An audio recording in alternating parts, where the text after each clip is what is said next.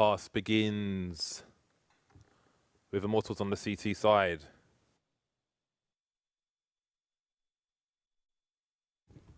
Pistol time. Steel with the defuse kit and the flash.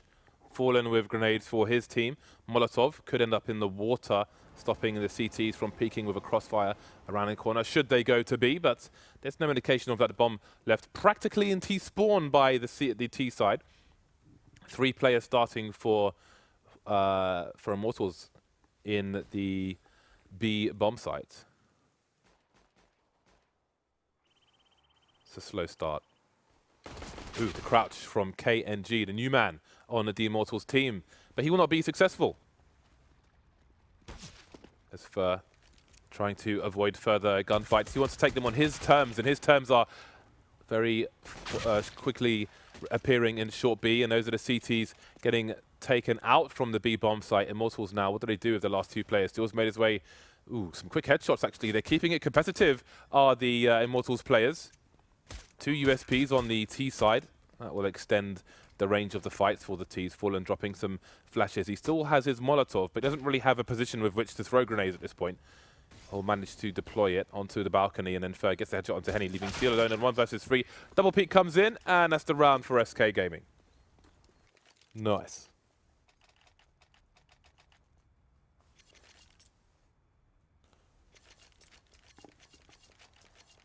So far, so good.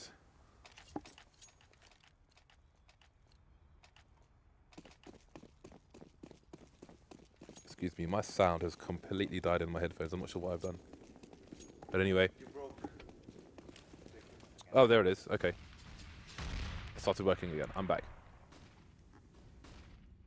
I was a bit distracted by that, which is why I might sound weird in that round. So those of you at home who like to go for the B rush on the T side, go for an A rush. Go for a short A rush instead. Because people... Is your mic muted? Okay, because people expect the B rush. I can't hear you. I don't know. Production is Yanko muted? Let me know. Hello. There we go. Welcome back. Hello. Hello, Dan. Hello, hello. B rush or A rush, Dan? On a T pistol of overpass. B rush. That's the wrong answer, Dan. Why? Because it's A rush. But why? Because the B rush is too obvious. It doesn't matter if it's too obvious, because your engagements are more favorable. Am I muted? I can't hear myself. You're not muted. It's not more favorable if there are less people on A. Well, I think is that you can overwhelm the CTs way more easily, and you get good engagements, whereas you don't get good engagements unless you can make it all the way to the A bomb site, and the CTs can get more shots off on long ranges. But they're going to be on B. Yeah, and you can play the numbers game with good ranges, right? You can swarm them. It's much harder to get like... But there's less people to swarm on A. But it's like, you almost want... I mean, it's almost better just killing them all straight away. Right, yeah. Right? But they could kill you as well, whereas you could... But like, okay, No. But you're always advocating the fact that like, it's way better. Like obviously the range advantage is so much better for the USP, but the thing is, like, when the Glocks get close to you and they're jumping around corners, it's impossible to kill them with USPs, especially not calmly. And you have to like empty your entire 12 bullets to kill like 1 player. Yeah, but you could look in monster, and then they're all in a funnel. Yeah, but you don't want to just go monster. You can split it. A rush, mate. A rush. I am right, and you are wrong, and that is a fact, according to the book called Facts of Bardolph, available in all good bookstores. What did Yanko say? What was Yanko's opinion? A rush or B rush on pistol round for T's? B. What is that? What your logic is? I don't know, mate. It's just, come on. Yeah, let's go A, where there's long ranges everywhere and we can get destroyed before we even get to the bomb site. There are going to be 3 people B, so rush A. How do you know that? Because B's too obvious. Even still, like you just crush them. You're instantly close range and jumping around corners, swarming them.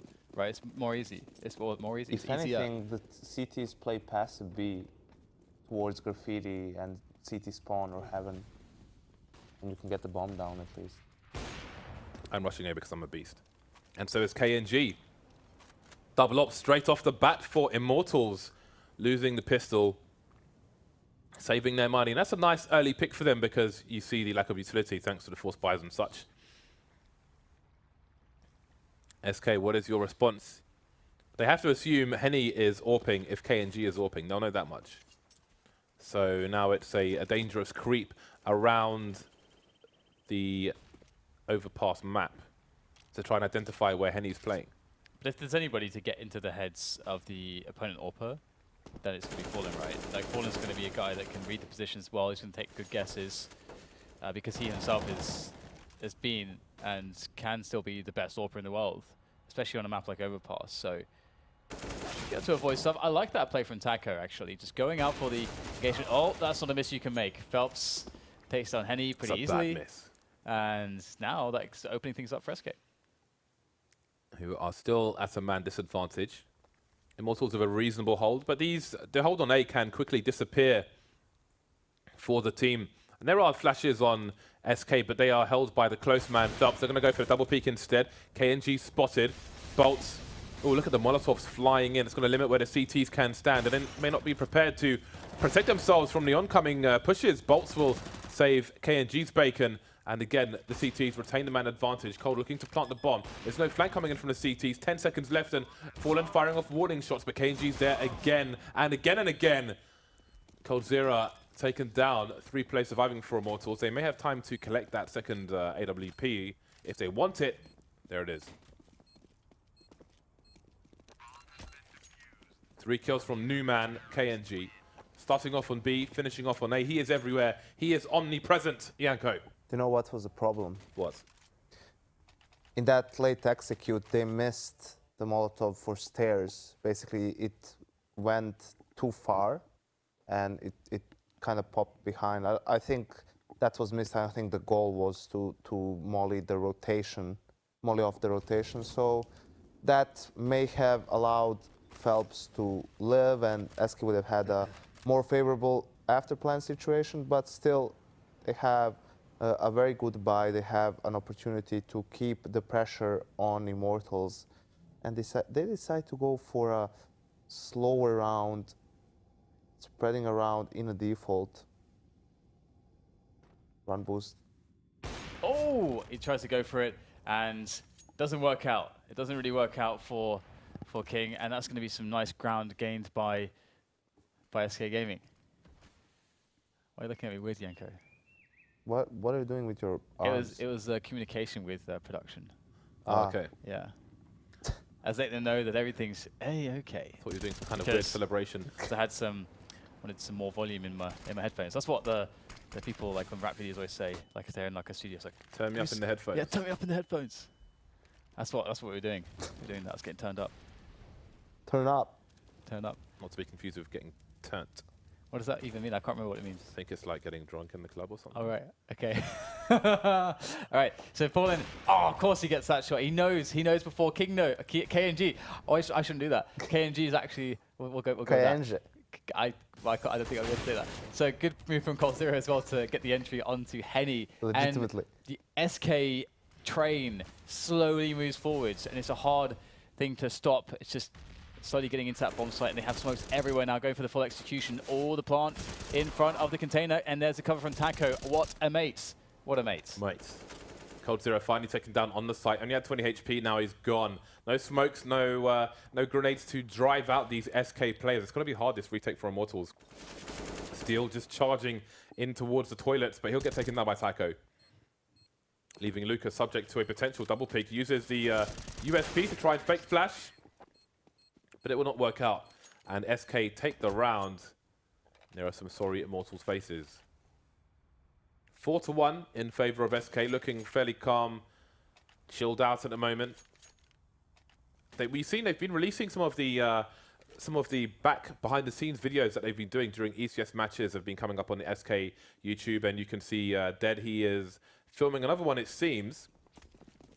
If you look on the Reddit, you'll see one of those videos. I think versus Cloud9 from the inside the house perspective, so now it can be the on the stage perspective, which Dead is currently filming. Immortals on pistols at the moment. Fur, the man on the expedition with the Mac 10. I think we had a famous explorer recently pass away from the UK. I think it's Ralph. I don't Randolph Fines? Yeah. He passed away? Did he? Let me see. Maybe I'm lying. What? Someone He died? Let me see. Let's just focus on the match there. Whoa. So Dan was very shaken by that. Yeah. He's a badass. That guy is amazing. Oh no, it's not him. It's not him. Oh, thank God. Well, we have... Thank God. Thank God. It's like when someone's receiving an award for a music album, first person I want to thank is God. Which is not a person. that would indeed be quite interesting. If someone were to say that, that would actually be the best moment ever. But yeah, Randolph Fines You know is what an was explorer. hilarious, Dan, as we have an eco round happening. Okay. Yesterday, me and James went down to the lobby bar to grab some food, and there was a Cavaliers versus Golden State game on the TV, and we were like, "Oh, awesome! Let's watch the game. The finals have started. Blah blah blah blah blah blah. Game 1." Only to realize today that actually that was a replay of like the last year's finals, and that the first game is like Thursday next week. And I was telling James about all the stuff that happened like last year and giving him the storyline and everything, and it was actually a replay. That's and amazing. we didn't figure it out. It did say Like we were it watching said for 10 game minutes. 7 on the TV, and you said it's game 1, and I was like, I'm sure it said 7. It literally said game 7. I knew it definitely had to be the first game if it's this year's finals, but they were actually replaying the last year's game, which That's makes so good. sense, like building hype before this year's finals start. But That's amazing. I'm just amazed at how like we were watching and thinking it was live. You're a basketball fan. I'm just a casual pleb. I don't know. It's all the same to me. You got a lot of basketball shoes though. Do you ever play basketball? No, they're just comfortable. So you're a poser. You're a poser. Maybe I just like comfortable shoes, no matter their source. I suppose that's possible. 6-1 is on the way for SK. Immortals not off to a good start on their CT side of Overpass. KNG unable to save anything. Henny with just the 1 kill at the moment, but it's still early days. But I mean, with 6 rounds on the board, Immortals can't really afford to let them get many more. You saw Phelps there in full chill out mode, and there's Henny. Man like Henny back on the AWP with his teammate KNG. So I do wonder how common this will be, the double ops on the Immortal side.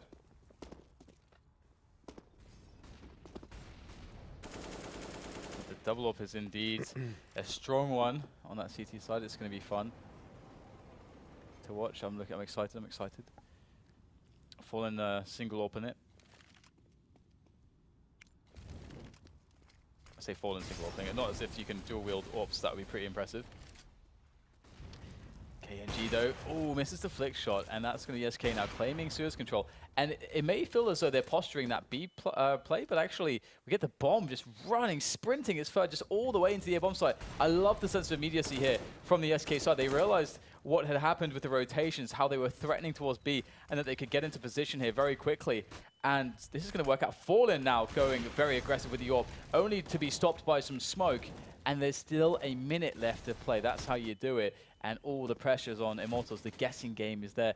And Taka, we've seen it previously, trying to entry frag through short. This time unsuccessful. I think last time was also unsuccessful. But maybe his team can be successful as they now wrap around towards the monster area to go for the final push. 3 Ts remain versus the full Immortals side. Seems they were trying to avoid the AWPs, but it's cost them a lot of lives. Fair and Cole trying to make it happen. 3 kills on the B bomb site, and now there's Henny on the high ground, and Henny again to finish things off. I have breaking news, guys. Okay. So, KNG actually is abbreviation for Calango, which is a species of lizard in Brazil. And his nickname is KNGV because V stands for Vito, which is his name. His name is Vito. So this is like lizard Vito. V-I-T-O. This is like, yeah, this is like lizard Vito. Well, it's probably like longer than Vito, which is just like shortened. But so he's a lizard basically. So we're just gonna call him Lizard. Lizard with the kill on to Fallen. There's a lizard in Soul Calibur. For those of you who like fighting games, M-Lizard. You also have Blizzard. Some trivia for you. Yeah, Lizard with a blee. Anyway, I don't know what the hell's going on right now. 3 versus 3. what a random throw. Oh my god, I've just completely put off my game down talk. Cole's still alive. First still alive as well in this 2v3. And the interesting thing is the positioning from Fur. He's all the way in the A-bomb site now, just wrapping up that A-long area. And the bomb is, of course, lost, but there's time to play with. If Cole just keeps him entertained, he gets another frag. Maybe they could have pulled something out of the bag here as Fur was ready with the flank, and it won't be the case. He has to do it all alone. They'll likely have no idea he's here, but he will be making some sounds. So now you can see that potentially, is attention turning? Well, Fur's attention is turning straight onto Steel's face, and it is no more. But with 7 HP, there's not much more to do. Ooh, I say that though. Almost making a frag there, should his aim have been a little bit to the right through the wooden boards. And you can see the... and out of focus. And in focus. Yeah. Triggered. So yeah, very nice round there from Immortals in the chaos there. Able to make it happen. And very chaotic. Obviously, had not if not for Henny pushing aggressively, and generally Immortals playing aggressively in that round, so they could wrap into. That's a bad miss. Connector, wouldn't have been the case.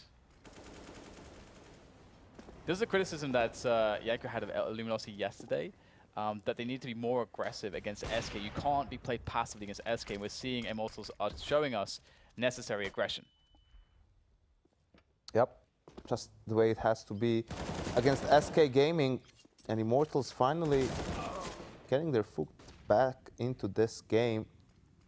It was looking for a brief moment that SK is running away with it, but and also you have to take into account these players just know each other so well. You know, they spend a lot of time together. They practiced a lot against each other, so they know the tendencies of each other really well, the defaults, where are players positioned in those situations, and that's why it may be easier for Immortals to go aggressive versus SK, because they might have a better idea where the aggression needs to be directed at. Fallen and Fur making their way into B. They've got 3 players to entertain. Henny not going to re-peek, or is he? He is. He's still going to tag Fallen, and Lucas will finish things off. No shortage of aggression from one of the most aggressive players, I think it has to be said, in professional CS at the moment, Henny, and he's got the skill to back it up as well. Dangerous player. Immortals getting their fourth round on the board, catching up to the score of SK, currently sitting on 6. We see the buy wheel, the Counter-Strike buy wheel. Remember old Counter-Strikes, you could just disable the menu entirely and use the text menu, but no, we must have a wheel. 3 Tech 9s on SK, forcing it up around 2 AK-47s. So far, the trades will be unfavorable. As I say that, they make it a 3-on-3. 2 AWPs remain, though. Again, these dangerous Brazilian AWPers. So many dangerous AWPers from Brazil. Currently in top flights Counter-Strike. There's Henny delivering another kill at long A. Taco and Phelps remain. And I thought this might be a problem for the SK side to deal with. Maybe adjustment is required to get round the likes of Henny and KNG. We'll see how it progresses on the T side. Phelps alone now in 1 versus 2. Yeah, absolutely doable. Again, SK have a pretty fast pace to their rounds, generally speaking. So whenever you get to this mid-late rounds situation, it's actually like there's a minute left at least usually. So that gives the clutching player a lot of time to work with. And that also means that it's very hard for the CTs, because even in this situation with the man advantage, they have to spread out. They have no idea what's going on. There's so much time for Phelps to play with that everything's called into question. And Phelps will make his way in towards this A-bomb site, and he can get himself a plant, perhaps giving the sound cues away now. But he should have enough time to get the plant off without a hitch, and he can fall back onto the toilet's position most likely if that's where he wants to go. But smoking things off, there is the Molotov before he falls back and away. So Phelps playing close in A long. Let's see if he can clutch this one out. It's going to be tough. Banking on the fact that the Immortals will spend time figuring out where he is, but Lucas is coming in from the toilet's position, so they should have a good inkling that he's either going to be long or around Optimus, and now they should know it's long. Nobody home. Both players have a kit. Now Henny can hold the angle, but it seems they're still not convinced. I mean, Topsy could have rotated around the toilets from long, but indeed, Henny will spot him before he can do anything about this defuse. 5-6, Immortals continue the comeback.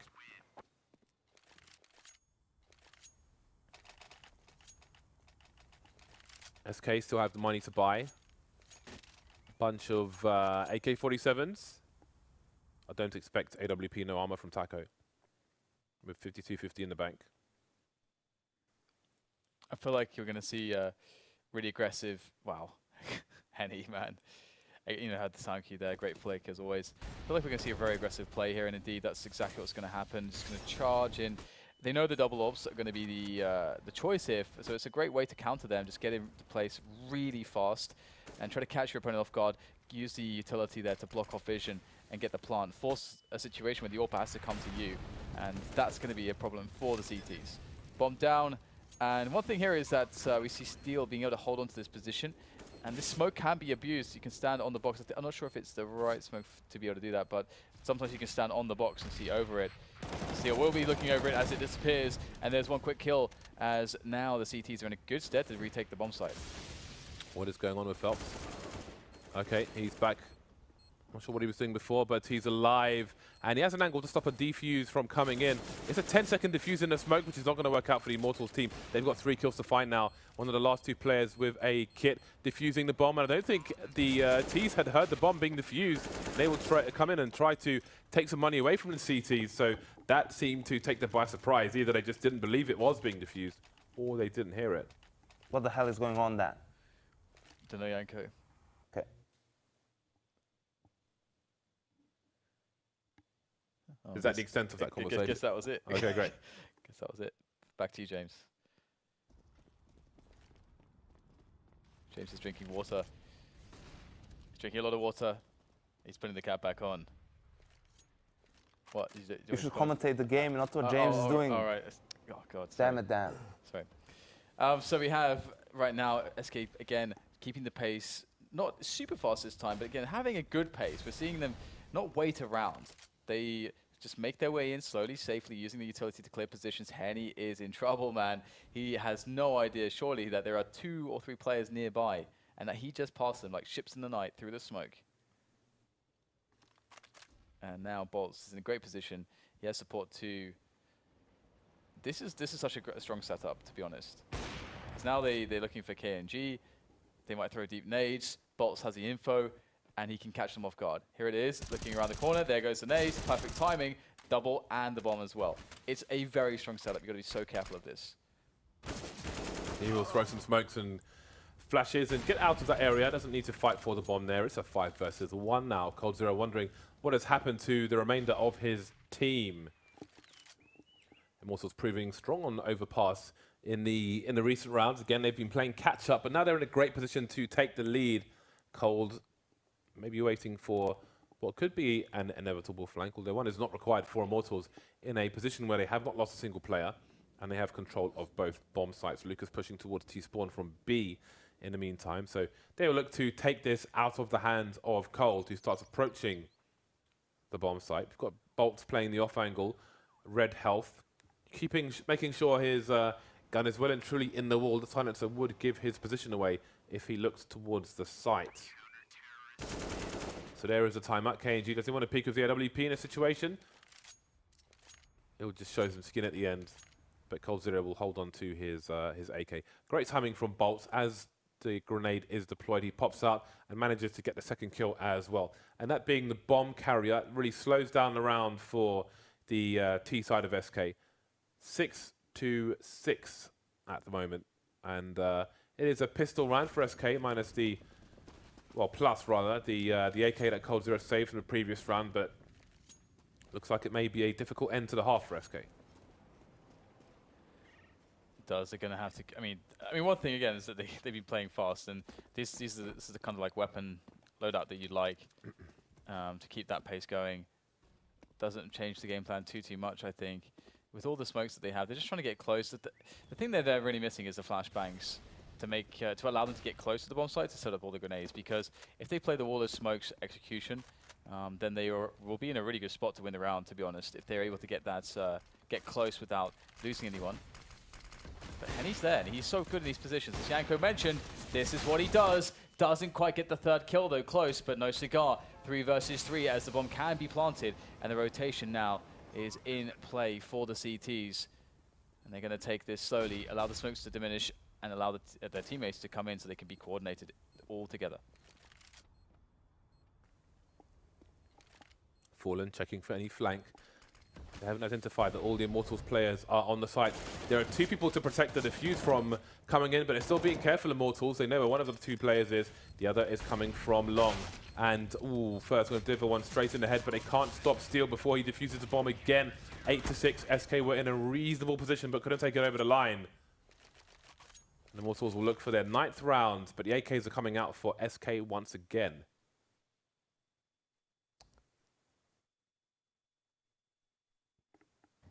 Can we see the scoreboard? Observer corner. All right. That is all. No, I'm kidding. I wanted to say that you could see how the last couple of rounds all ended by defuses, so close clutch rounds. 2 of those smoke defuses, SK not being able to stop the defuse from happening.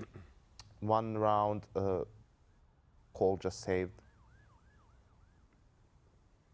So close game so far, but a great job from Immortals. You could also see they were down 6-1, and now they're able to get 7 consecutive rounds on the board and in a good position to get the 9th total.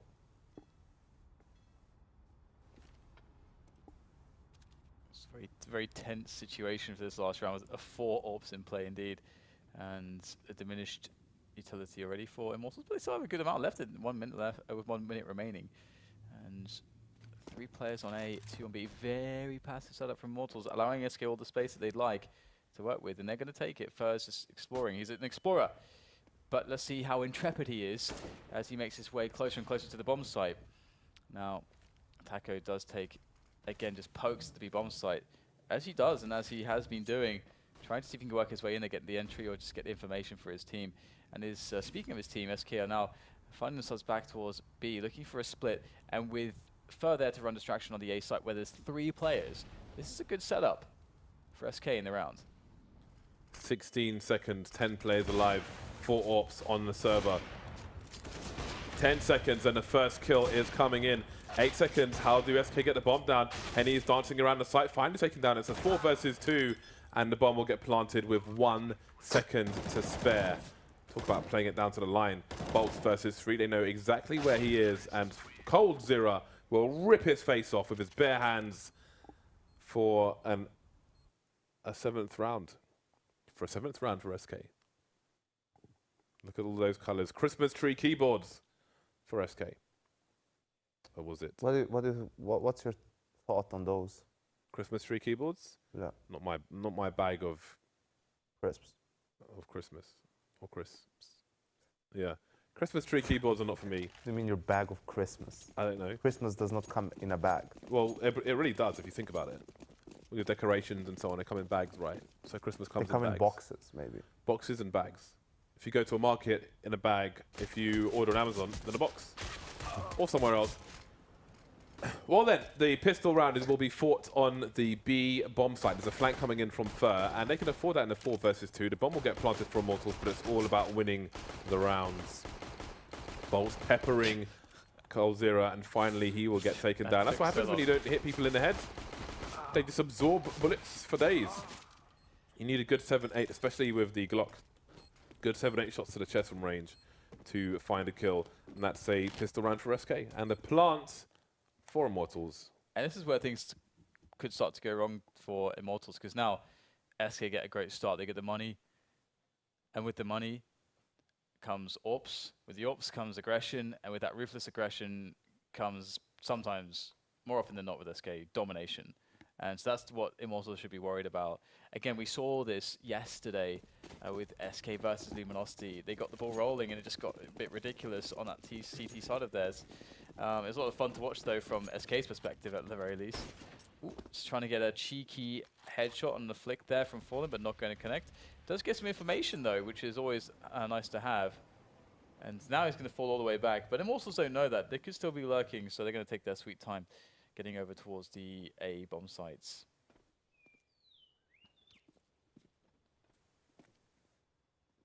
Pistols.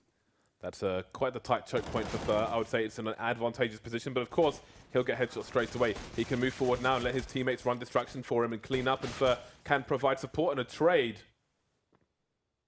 Steel knows Thur is still lurking in this position, and he will start to back off. Steel with a pistol. He's got the bomb. There are 3 players left. He'll try to reset the situation. He may be heard, though, by the players in the toilets moving up to the long area. Indeed, Cold is instantly rotating to long, facing and placing Steel in a ziplock body bag onto the next round.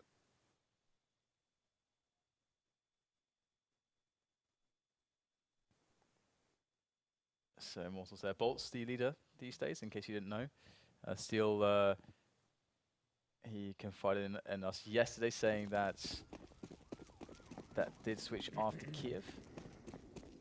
As Bolt's had some new ideas, and he was willing and ready and able to try to lead the team into another direction. We'll see how that goes for them, as they are still, of course, testing the waters there. And the T side is where the difference is made in the largest sense, one would say, as far as calling goes. So we'll see what the character is with Bolt's calling as time progresses on Overpass against the likes of SK, who are taking things fairly passively before they have all the ops in play. Because as you can see, only rifles and a UMP at the moment, with a handful of utility for them as well.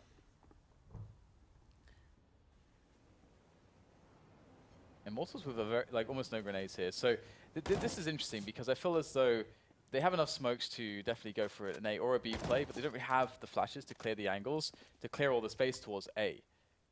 And they don't have sewers control yet either. So I feel no matter what they do, there is some level of gamble going on here. I'm going to gamble, Jim. 38 seconds. Slow rounds from Immortals. The bomb now outside the monster tunnel. They've got a smoke grenade left, and that's about it. KNG taken down towards A, and that's pulling players out of the B bomb site. Taco is isolated. He's playing around the pillar, around the barrels, and down he goes. Cold Zero out of position, trying to get back into B. Will get picked off, so the simple fake has worked wonders for Immortals and put them in a nice position to win.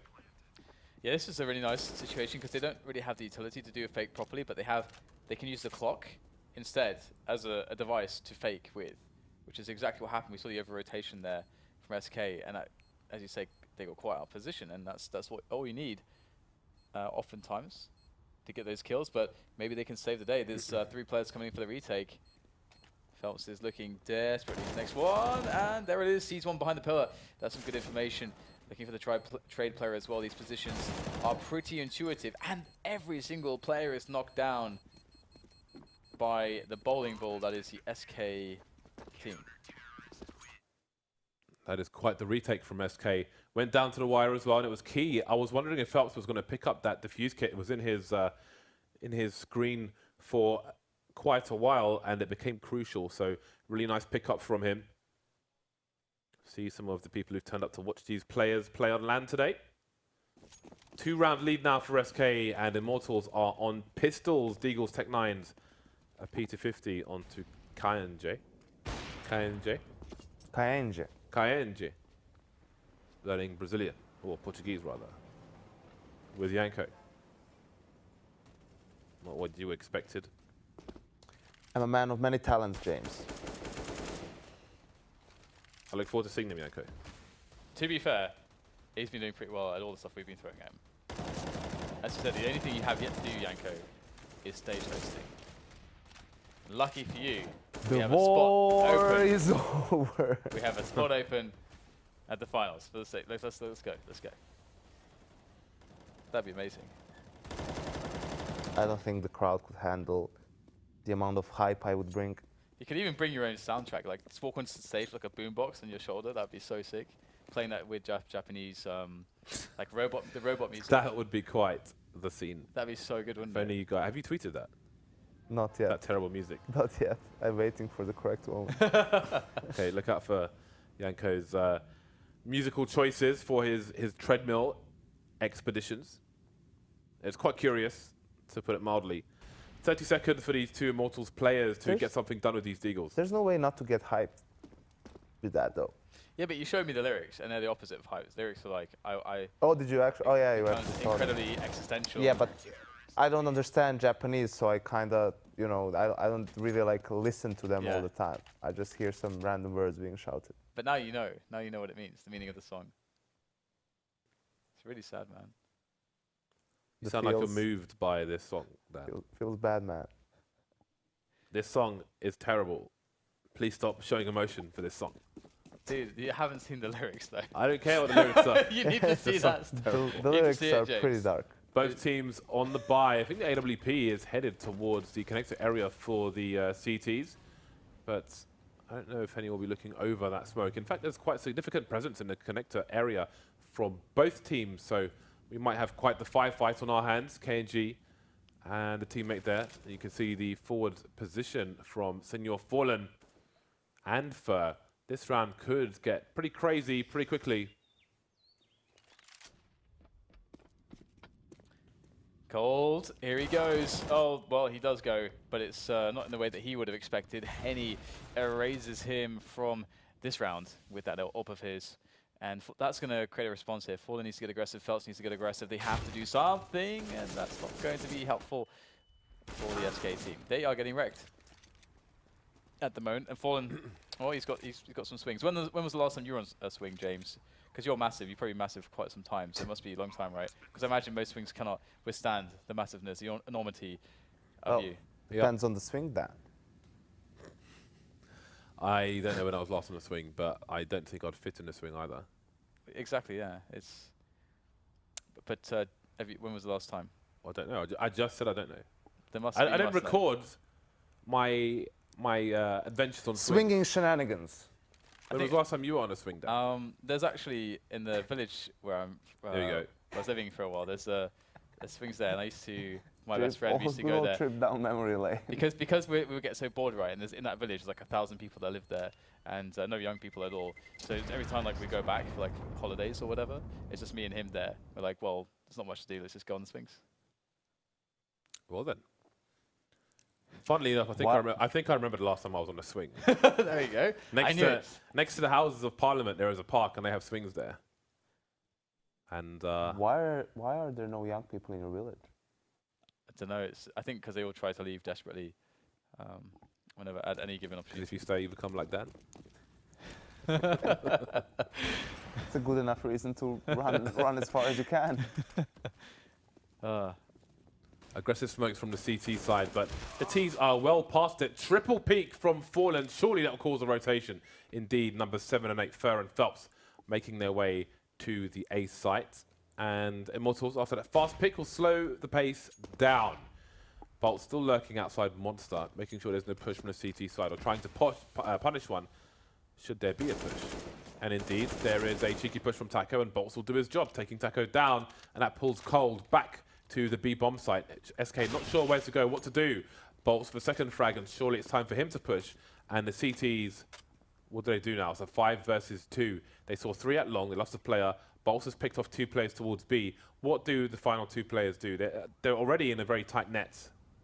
If they wanted to make a run for it, they have nowhere to go. They are ensnared.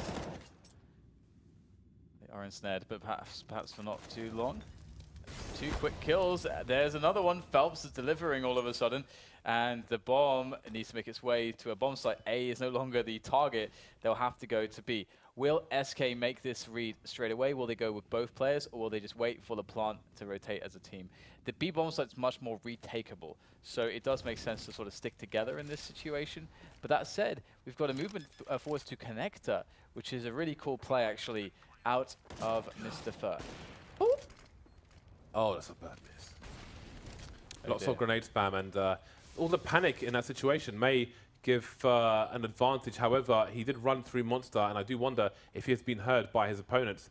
And now, do they wait? Oh, he's going back looking for the flank, and Henny's trying to flank him, but Fur's ready for it. That leaves Steel in a sandwich, having to push through the smoke to get position. There's a Molotov, which limits where he can stand.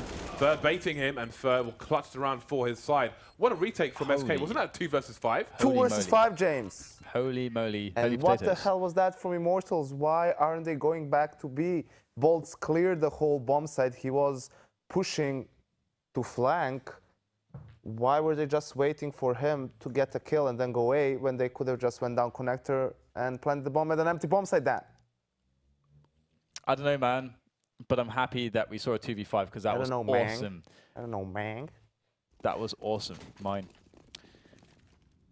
So now where do Immortals go? It's not the best buy in the world. Fallen actually missing the flick shot there as well. It's unfortunate for him. And SK are well set up here. As long as they just hold on to this round, that's 13 rounds. They'll be up against, I think, an eco situation unless Immortals get a bomb plant. Yeah, we can see here, yeah, their loss bonus has been reset. So it's a really, really bad situation. SK can stretch this all the way to the end, and they'll need to because they have no money as well, as you can see. So really important round for both teams. I think the team that wins this round has favor. Obviously, SK with a bit more, as they already have an additional 3 rounds. So as far as map control goes, there's nothing really to shout about for Immortals so far. They're playing it a lot slower than SK were. Previously, SK were getting all the positioning very quickly as much as they could, and here we see Immortals just really taking their time. They haven't cleared anything towards toilets. They've just got one guy in connector, and now they're coming back for a B play. There is 3 players here to respond, so we'll see how ready they are to deal the damage. Well, that is going to be a quick trade there. Oh, the flashbangs are absolutely spot on, and this spells doom, terror, horrible, horrible things for SK. Fur and Fallen, I mean, they just did a 2v5. I don't know if they can manage a 2v4 as the bomb is planted. There's not really the time to work with, so they will hastily retreat. So SK just losing against the straight-up B set piece there. And with these 2 guns saved, if they can save them possibly, will we see a force buy with these 2 guns, Janko? I think we will. Simply because whenever you have an AWP on Fallen, that's reason enough yeah. for you to follow up. I like and also that. you can see that some of the players will have 1400. Yeah. And it might be better to force at that point in time. Yeah, I agreed. And also with the 2, or with one of the rifles dropped, that's a UMP that can be bought in Kevlar on one of those players. So yeah, there's they can have like 3 or 4 guns here, I think. Let's have a look. Oh, 5 guns, in fact. Yeah, so there you go. Just no nades to follow it up with. So it looks very respectable, and the UMP is still very strong. So we'll see if the Immortal side can make this work. Lucas going in for entry fragger duty straight away towards Monster onto B bomb site. No one at barrels. They'll already lose the positioning towards connector. Fallen has that. This is very, very bad right now for Immortals because 2 players are separated from everybody else. They have to win all the fights here, and the bomb is finally making it over there. And with no short control, you have to favor SK here. Teco at the back of the site, running distraction. There might be a boost from the CTs. Indeed, there will be. And after getting a pick already in this position, you do wonder if Immortals will check this area. Flashbangs coming in, and now Henny knows what's up. There's a flank on the flank. Fur does not realize that Steel is behind him.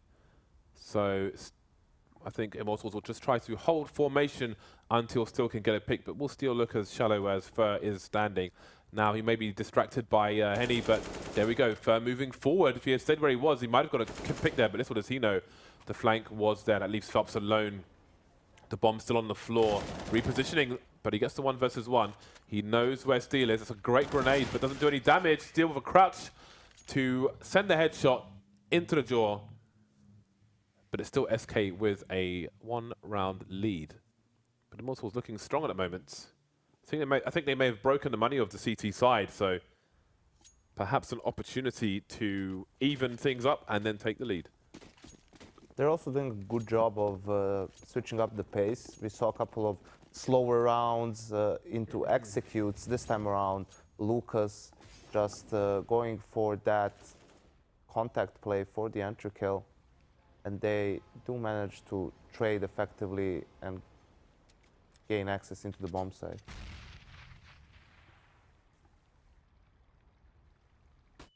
So now just the pistols. The expectation is low, but they have aggressive positioning. Immortals, what do you do? What do you do? It's a nice dog. Where? Where could there be? Oh, a dog? right there. Is anyone? I was like, is there a dog on Overpass? It's like looking, I haven't seen one before on Overpass. Look how forward SK are. Well, it's a Nico. Never mind. I was going to say this would be somewhat out of character, but it is pistols, so they want to be close.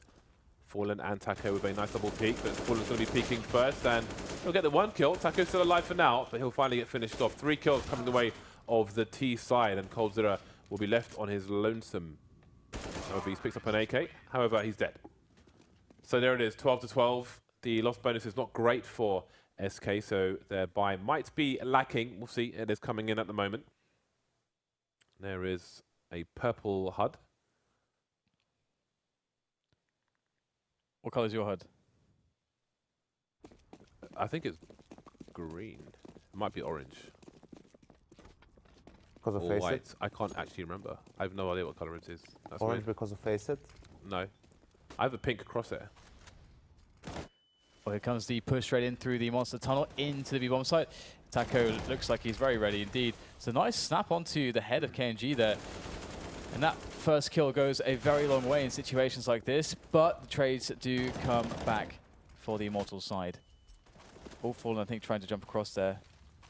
We'll throw the smoke down, blocking vision. This is really important. That smoke stops the Ts being able to push forwards and allowing better rotation for the CTs. Fallen sitting in the smoke, playing around it, trying to get very tricky here. And, oh my god, launching himself through. That is very, very heinous aggression there from Fallen. It's going to pay off massively. And right now the bomb is ticking away, but these players are all smoked off and stuck by short. We'll have to see whether or not the CTs of SK can get a good read as to what's going on here. Now, they should have the information to realize that the remaining players are on short. They have to know that both are here. Otherwise, the trade setup is going to be too strong and it will overwhelm them. And it looks like that might be the case here. Trying to pressure the bomb, but it's starting to tick pretty quickly. Nicely done by Fallen. What a beautiful round from him for the quad kill. It's a hero play, jumping over the smoke to kill the bomb planter. Really fun stuff. I expect we'll see more of that in the future. We've seen both teams do good things using this jump, but this was, I can be a hero, baby. Nice 4K from Fallen. And again, opportunities come and gone for the Immortals team, but they're still on the buy, as both teams are. 2 UMPs on SK, so Immortals will have the superior buy despite losing the round. But will they be able to take advantage of that? That is the question. They'll have to establish where SK might be playing. We'll see if they venture towards Long again with some flashes. Indeed, Fallen is over towards Long with the scout for this round, and coldzera will be the AWPer. Steal with a boost, expecting some aggression from the CT side, but none just yet. Holding formation, RSK.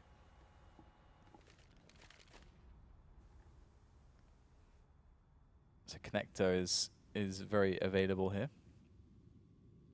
Connector's a really important position to allow yourself options late into the round for the T side. So if you want to go for a default and you develop map control here, then the map control you have on toilets and sewers becomes way more valuable because, of course, you have rotation available. However, nice shot into Henny. Doesn't go down, but that damage can be also quite impactful. Swapping out the guns, though, as both players did get legged.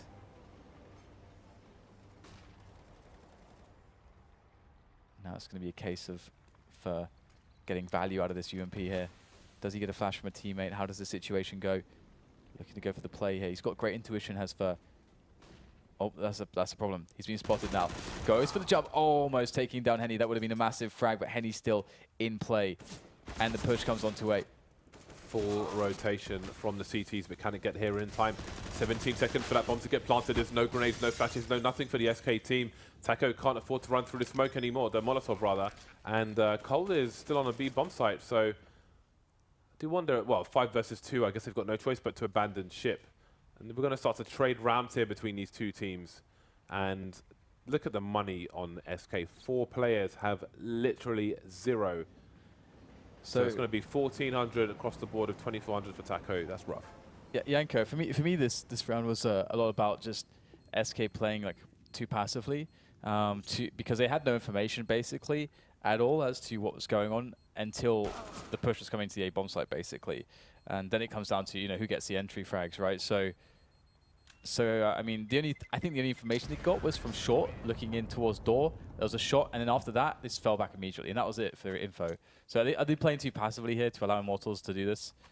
I think they are, but to be honest, it looks to me like SK is doing that deliberately, like trying to run that style. Like we saw yesterday against Luminosity on Cash, they were also super passive, which is something that you don't really see from SK. And then when they switched to Overpass, they were actually hyper aggressive. So I think this might even be SK just trying to practice in a live environment, seeing as how they already secured their spot at the finals. And talking to Taco, not just in the interview, but they also said one of the reasons why they will be attending so many events and spending so much time in Europe, because they want to actually use events as practice to an extent, right? They want to try and play some of the weaker maps in a tournament environment, try to basically just strengthen their weak points.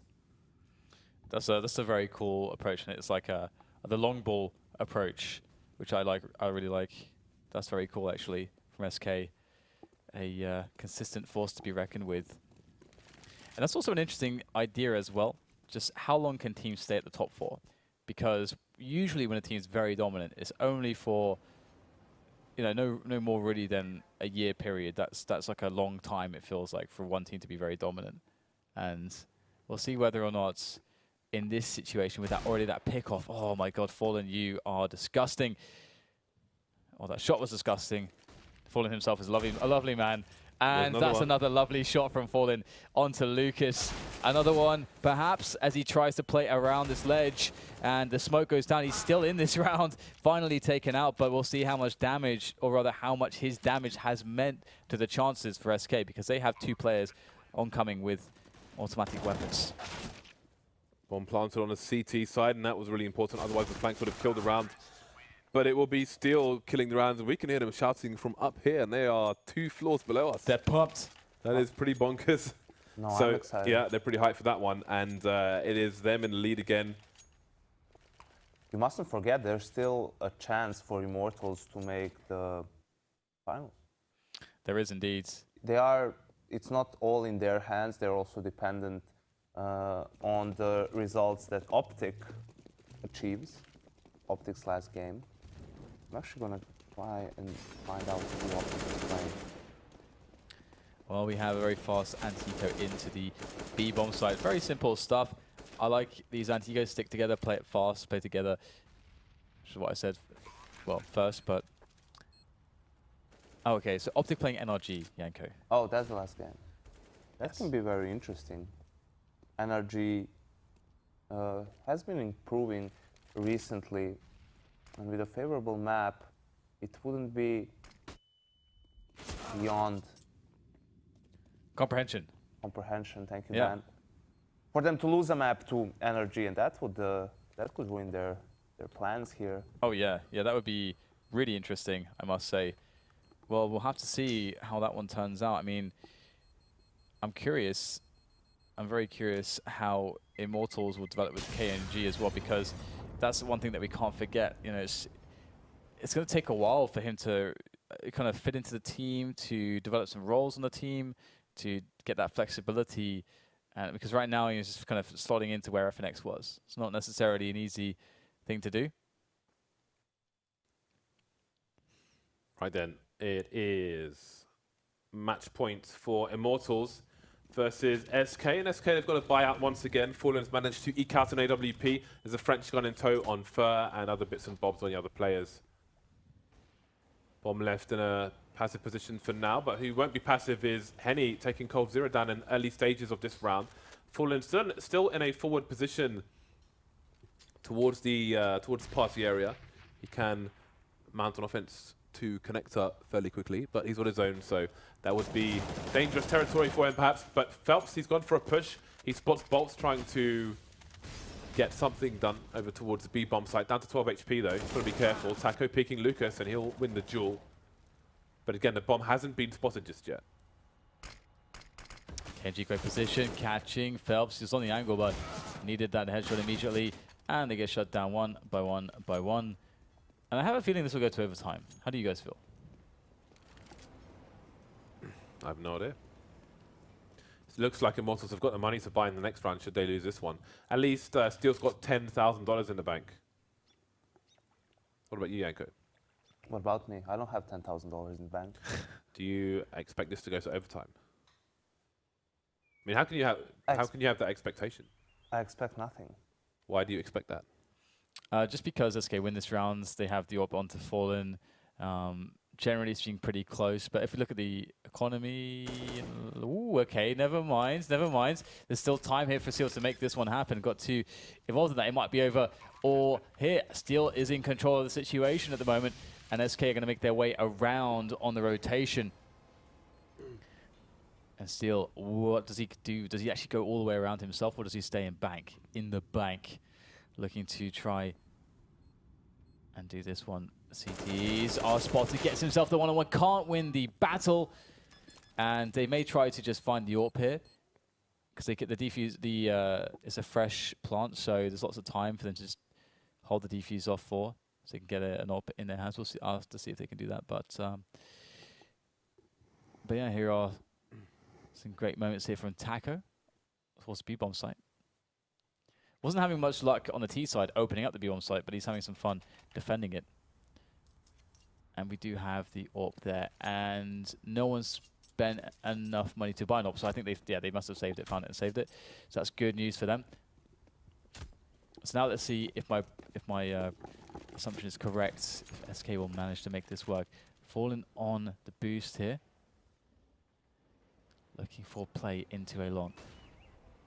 But Immortals are a slow team, so he might be waiting for a while. Bolts in his usual lurker position towards B. And indeed, Immortals are just in formation, biding their time, waiting around. 1 minute 20. Waiting for SK to exhaust their utility, to get bored of holding the same angle and have slow reactions. To get frustrated, to get impatient, perhaps. And still, there's little movement from the Immortal side, the old shoulder peek here and there. Henny moving around and out of connector. 1 minute mark, and they are walking in towards the party area. Meanwhile, SK lie in wait. Taco and Cold on B. Fallen has not changed position at all. He's just minding his own business on the long area. But if somebody tries to challenge him, he may shoo them away. And he's peeking on the A site, and maybe he will pull rotation once he sees players or grenades flying in. And it looks like 3 grenades will be headed in that direction. KNG around long will get cut off by Fallen and the AWP, and now he can focus on the A site for the most part. Yeah, nice first frag. And it looks like Immortals are going to be running into quite the setup here from SK. And it looks like indeed it's going to overtime. 15-15. SK will crush Immortals in the 30th round. Now it gets interesting to see whether or not there can be salvation here for the Immortals side, as they had, so I dropped my, what's this called again? Microphone pack, whatever it is. As now they've seen so many rounds from Immortals, they may start to feel a bit more comfortable in how they play against them. As Yanko was saying, they have obviously created a situation where they started to play passively. Maybe at this point they've experimented enough. Now it's time to go a bit more aggressive, close the game out. No worry for money. And here is some aggression for you, Yanko. Here is some aggression for you, Yanko. Yes. How about that, Yanko? Yes, yeah, you happy now, Yanko? Give me more. Nice. You might be about to get more. Bolts is moving quicker. Fast play from him. Tries to move away from an off angle, but it's not going to work out. Fallen will spot somebody towards the boulder, but it's a 5 versus 3, and they've done enough for now, so we can just move out of position and maybe become bait for Fer, depending on how this works out. Nope, he's rotating all the way back, and Fer will remain in his position. He is playing an off angle at the moment, Fer. If somebody comes around that corner, they're likely to be pre-aiming towards Fallen rather than First, so Fallen can become distraction in that sense. And again, it's the Fallen and First setup I was talking about before, which we're seeing a glimpse of now on CT overpass. The remainder of Immortals moving slowly towards A. Fallen ready and waiting. Flash over the top, slowing things down. And this is great, because Fallen wants to slow things down right now. Taco's on a massive flank. You want to buy time for Taco here. Fergo's aggressive too. So, well, there's buying time and then there's just killing everyone. Killing everyone works as well. KNG, though, bursting back into the A sites. But Fer does so as well. Bro fist, high five, let's go. Did he just high five the bro fists? I think he did. And he doesn't even care. Just like, this is what I do. This is who I am. You hate to see it. This is who I am. Fist is better than the high five. Because there's a person next to you's got clammy hands and you've got clammy hands. And that may put you off your games. Like you've given me clammy hand, you've given me moisture hand. So bear that in mind, if you have clammy hands, please refrain from asking me to shake your hand at events. Have some, you know, help out your fellow man. I agree. Or wear gloves. Gloves are fine. If you've got clammy hands, put gloves on. I'll shake your glove. Maybe you could supply the gloves, James. Here, put this on. Maybe why don't you wear gloves? Boom. What, like the Queen? Yeah. Some posh gloves. Yeah, get some really posh gloves. I mean, you know, I'm sure there's some gloves in the game that you like. Just put those on. Could wear some boats gloves. Replicas. Can get cold when you're on a speedboat in the spring. And the upside is you could also take them off and slap someone with them if you want to challenge them to a duel. That's the upside of wearing gloves. Yeah. Could do that. Pistols at dawn.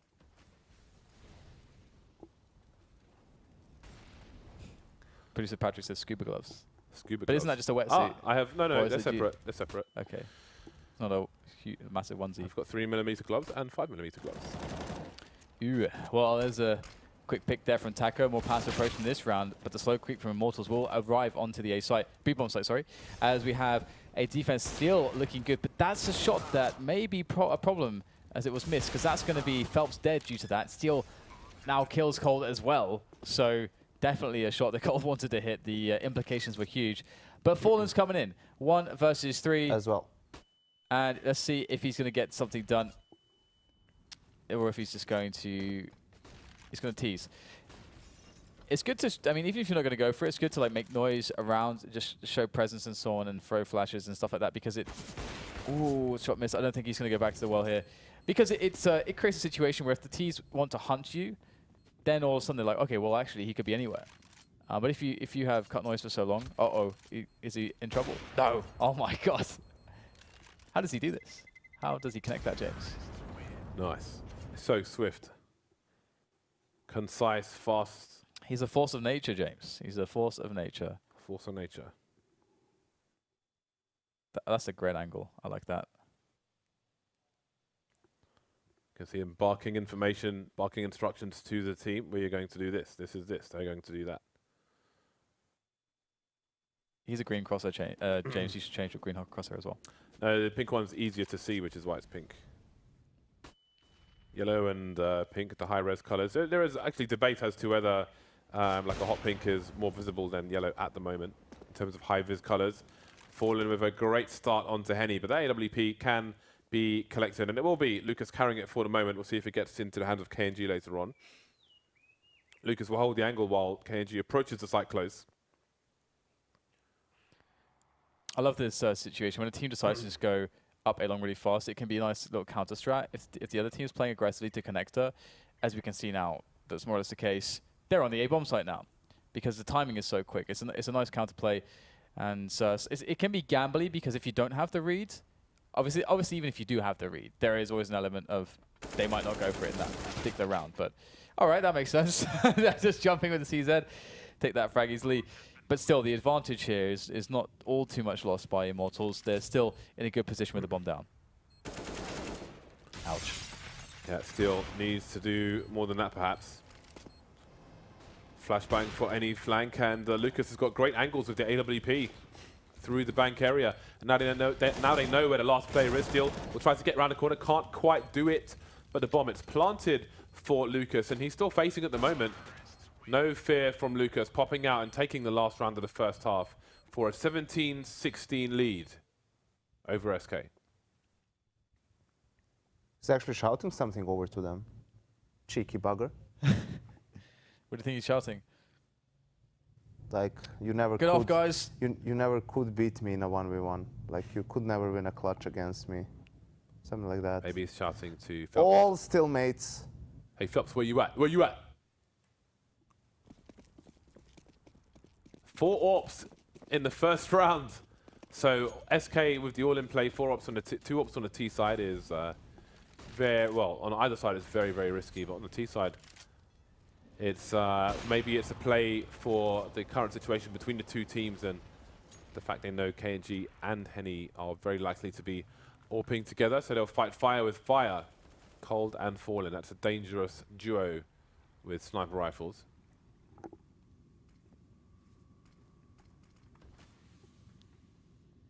Two players in long, Bolts and Henny for the Immortals team, although they can rotate into toilets from the positions that are being played at the moment. Again, SK willing to play it slow as well. So we've got really long rounds between these two teams. It is a game of mental endurance. SK with a big presence around the connector toilet area, but being very, very careful as well.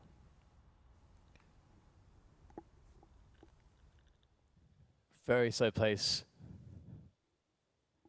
If you consider how they have played as well, it's quite surprising. Perhaps to Immortals. But I mean, Immortals have not been playing that aggressively themselves, so it doesn't make too much difference for them.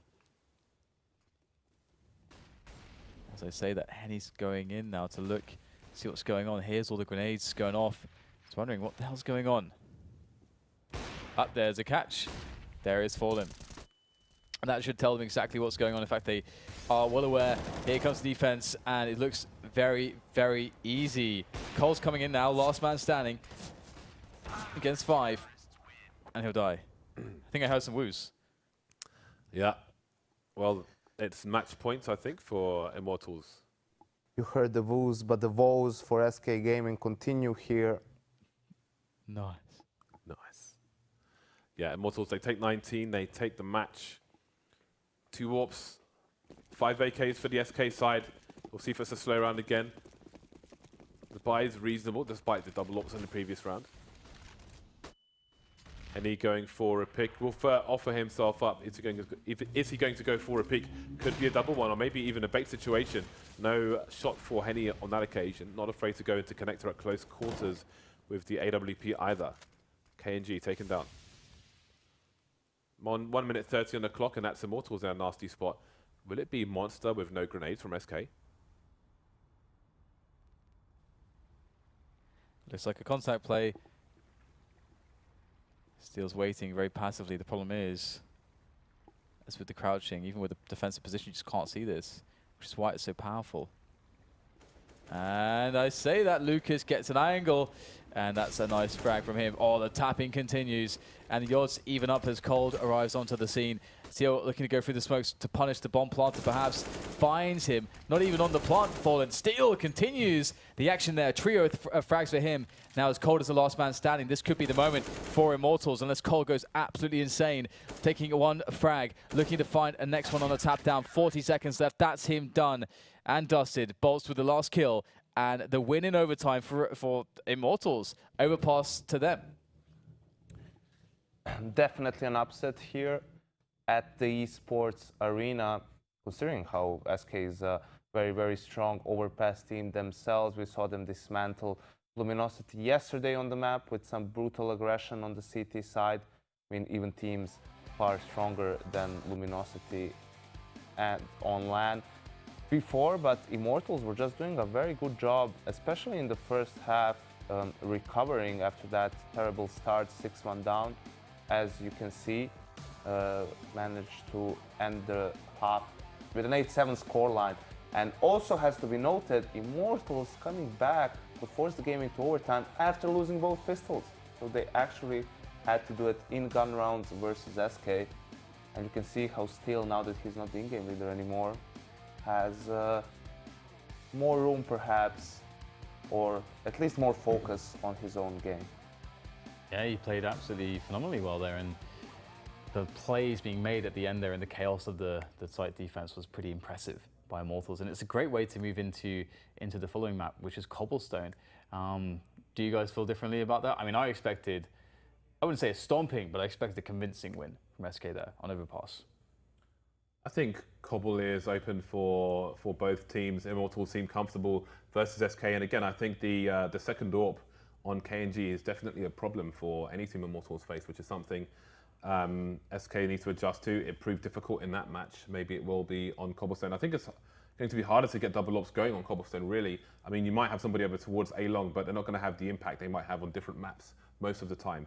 So it might be easier for SK to have a better time of things on Cobblestone than Overpass in that regard, on SK's T side at least. All right. Well, I guess that's about it, unless you want to add something, Yanko?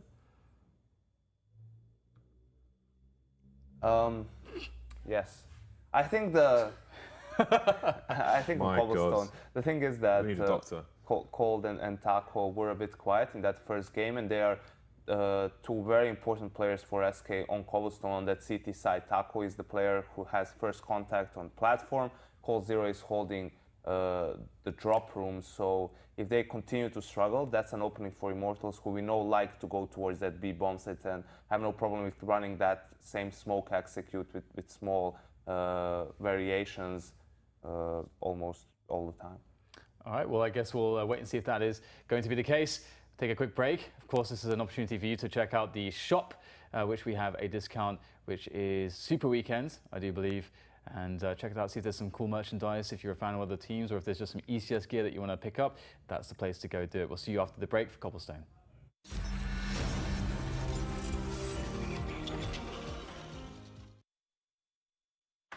Do you play Counter-Strike? Do you want to play with the pros? Do you want to play against this guy? Going in for his team. Oh! Or this guy? Perhaps even this guy. Okay, maybe not him. Sign up now to Faceit.com and take your game to the next level. Play against the pros only at Faceit.com. My name is Forrest. I'm GetRight. Freiburg. You want to beat an old timer like me? Come try us at Faceit.com. The home of all the good stuff.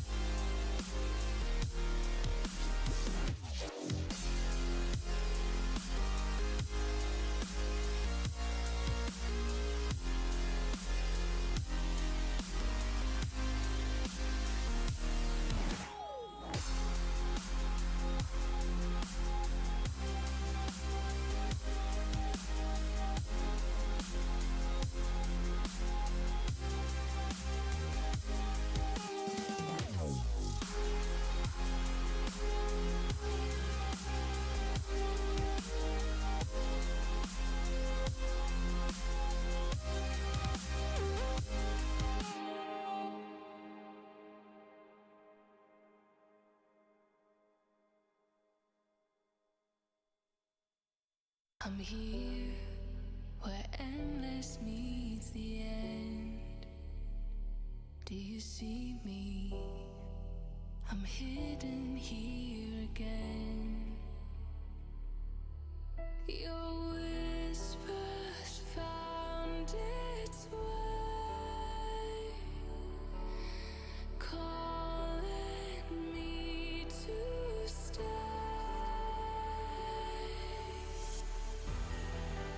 I'm standing at the edge, but something always brings me back. All the voices in my head reminding me of what I have. If I fall tonight, you can bring me back to life. If I fall tonight, you can be my saving light.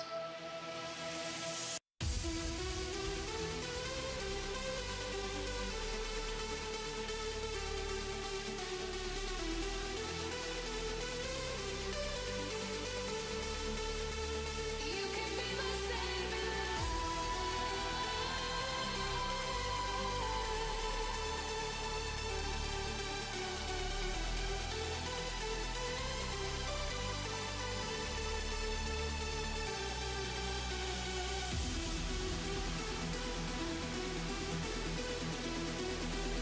You can be my saving light.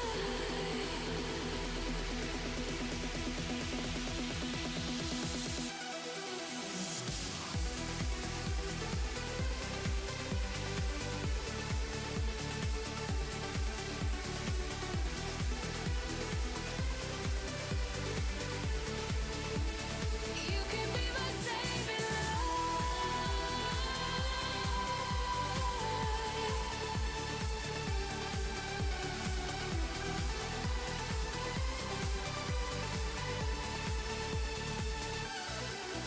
You're here like lightning in my veins.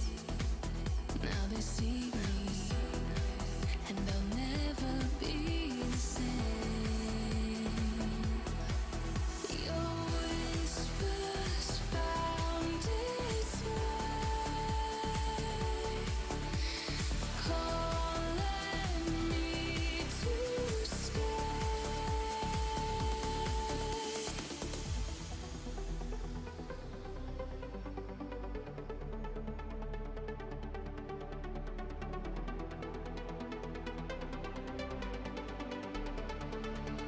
You can be my saving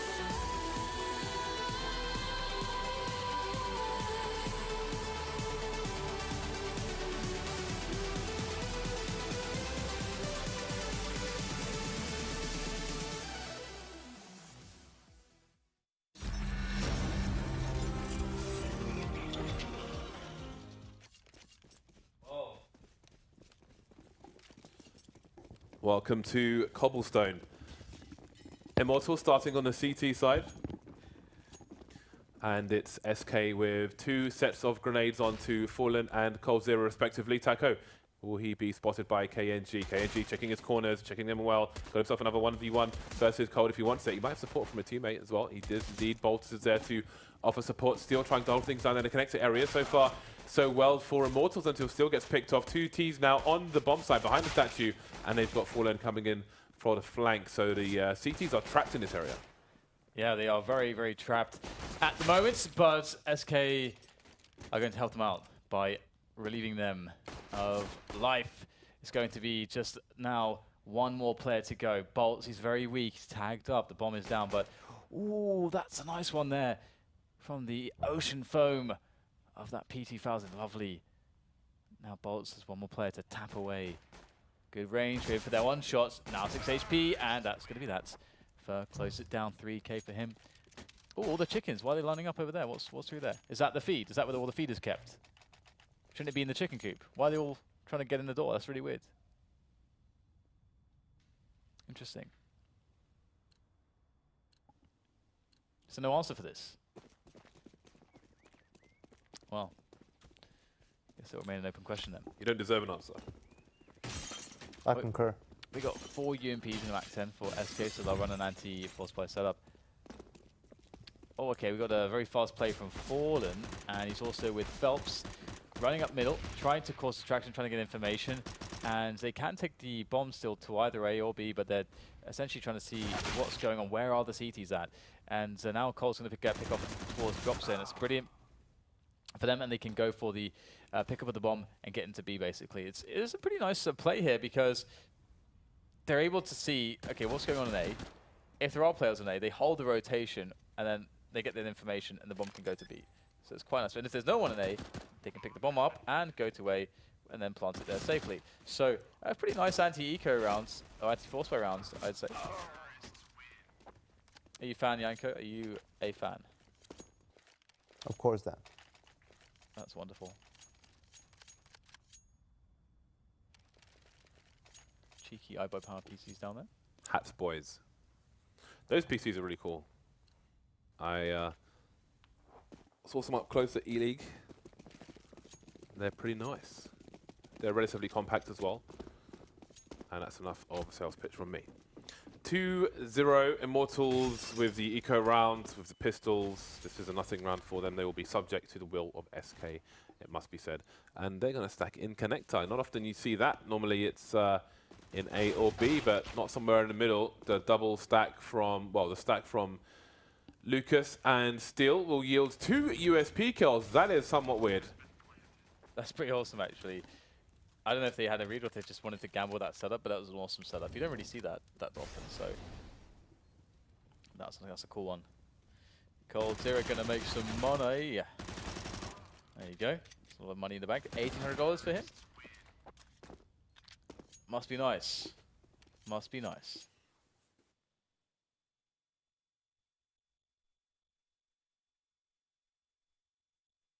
The man himself. Okay, well, it's going to be interesting to see if there can be a, when there's going to be a recovery coming in from Immortals. They have their first buy round of the CT side. And having SK in a position where they can dictate the pace is scary. They've opted to go for double AWP and have almost no grenades. If SK go really fast or throw in all the grenades for a set piece with smokes, they are in a lot of trouble. And he's going to have to do some crazy moves, which of course he is very capable of doing, to save it. Lots of grenades being deployed. Lots of grenades. It's going to be a wall of smoke taking all the CTs away. So it's a double AWP retake, or is it? KNG still over towards the A site. No rotation coming in from him, and Phelps has made his way into connector, getting a kill en route. Bolt's taken down, and surely it's safe territory already for the CTs, but Phelps won't allow them to rotate. They're trapped in the B bomb site. They are forced to fight, and the fight is not going their way. This is a strong first buy round from SK. KNG never made it anywhere close to connector, wondering what might have been. And again, despite, Immortals are looking to play to their strengths in the double AWPs, but double AWP I don't feel like on Cobblestone is as effective as it can be on more open maps. So it may not have the desired impact. But SK seemingly feeling Immortals will be somewhat predictable, at least in the early stages of this new lineup. I mean, the problem for Immortals was in that execute they were defending by waiting behind the smokes for someone to push, and then they were going to play for the retake. But Phelps was the sole player going drop. The rest of SK was going B long, and he managed to get 2 kills, which is definitely going to ruin any chance you had of going for that retake. Just one flash for Steel to allow KNG to get into position, but Fallen, his timing is absolutely perfect. AWP taken away. Steel tries to pick it up close, but Fur is there to keep it out of the hands of the CT side. SK know nothing else was saved, and they will root out the rest of the players on the B bomb site. And that's pretty much round. Yeah, so clean too, so clean. Like that picture Henny has there in his little profile. Looks kind of like, I'm not sure what he's doing in his hand. It's kind of like a point thing, or whatever, but it looks kind of like boy bandish. It's like he could be a boy band member. What's wrong with you, Dan? What? What are It's a these? cool picture. Why do you notice these things, and what are these references? What? To a boy band? Like boy bandish. type picture. What do you mean? You like Backstreet Boys? They're pretty solid as far as the boy bands we go. Think about the name Backstreet Boys. What does that actually mean? I've That never thought sounds about that. very, actually. Never thought about very weird. That's actually really. To be fair, though, they're all What are you pretty doing in the rubbish. back streets? They're all pretty rubbish. Like another popular one was 5, but they would always spell it with like a 5, so it's like 5-ive. It's actually like how it looks. Well, why like- why the back So streets? why did you come up with this? Like, where's that come from? Side love- Street Boys. I'd love to be part of the meeting where they like decided these things. It would be so Sidewalk interesting. Boys. It's like that's the name. That's the name. 4 AWPs on the map. Double ops continue for Immortals, and SK completely changing the pace. Maybe expecting a change in approach from Immortals, or maybe just doing whatever they feel like doing. We've got Molotovs coming in from the CT side, not quite working out as they may have expected. I think someone got trapped on the ceiling, so still probably not expecting Taco to be in that position, and the mistaken Molotovs will cost Immortals 2 players very early on.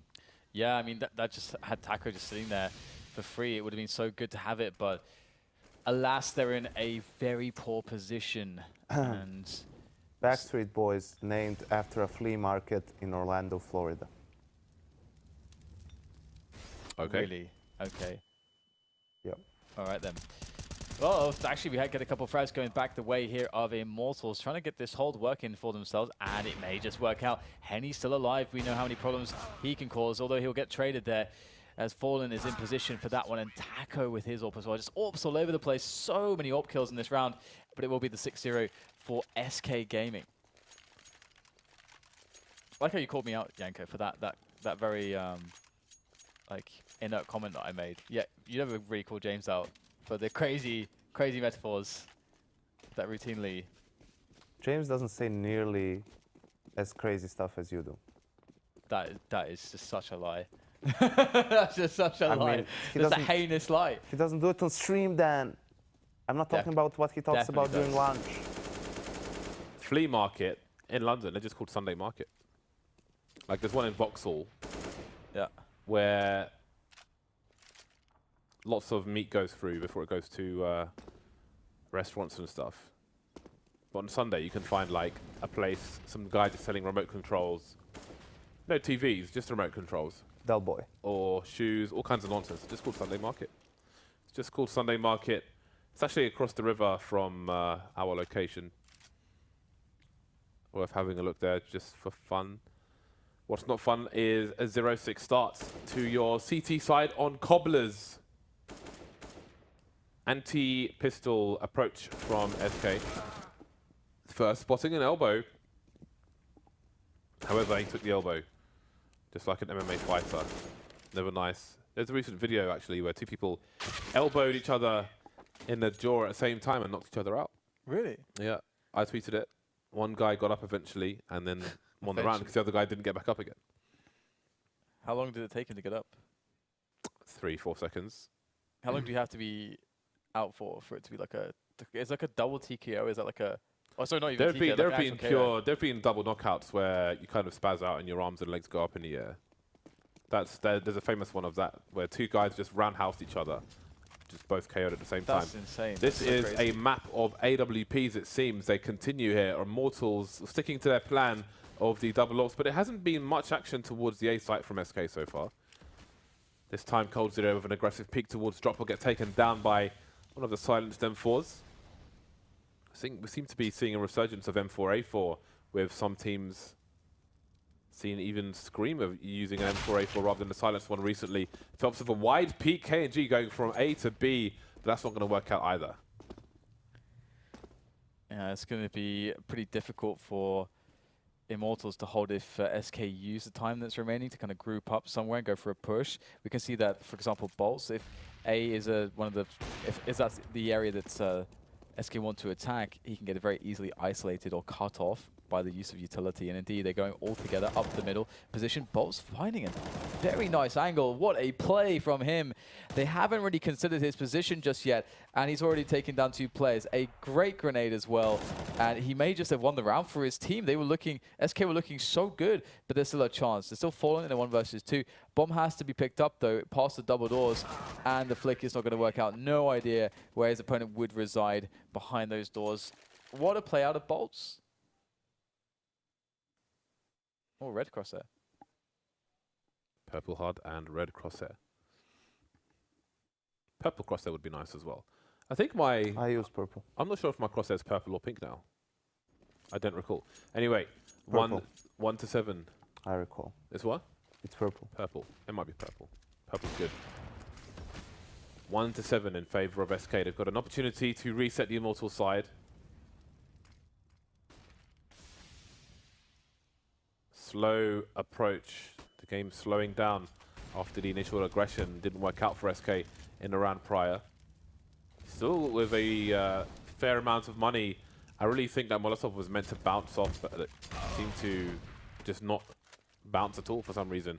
KNG with a lovely grenade onto Fallen. Taco wanting to collect the AWP.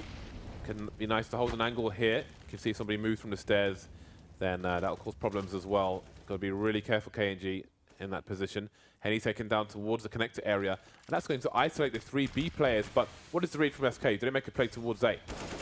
Nice play out of Fur, taking down Lucas, and so many Molotovs and grenades have been expended already, trying to deal with Plateau. At the repeated engagements there that they had against SK. And KNG, they know where he is, sitting by the stairs. He has the bomb, actually, but Fur, again, just causing issues, taking down bolts in the back. And they know, again, where KNG is, or relatively where he should be, as they saw him at the end of Plateau just recently in Cold Zero. We'll wait for him and take him down. 8 to 1.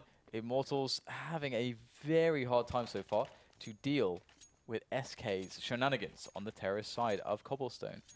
The question is what SK decide to go with next. I mean, they've done a lot of cool stuff so far. The double orbs is quite an interesting approach to that T side.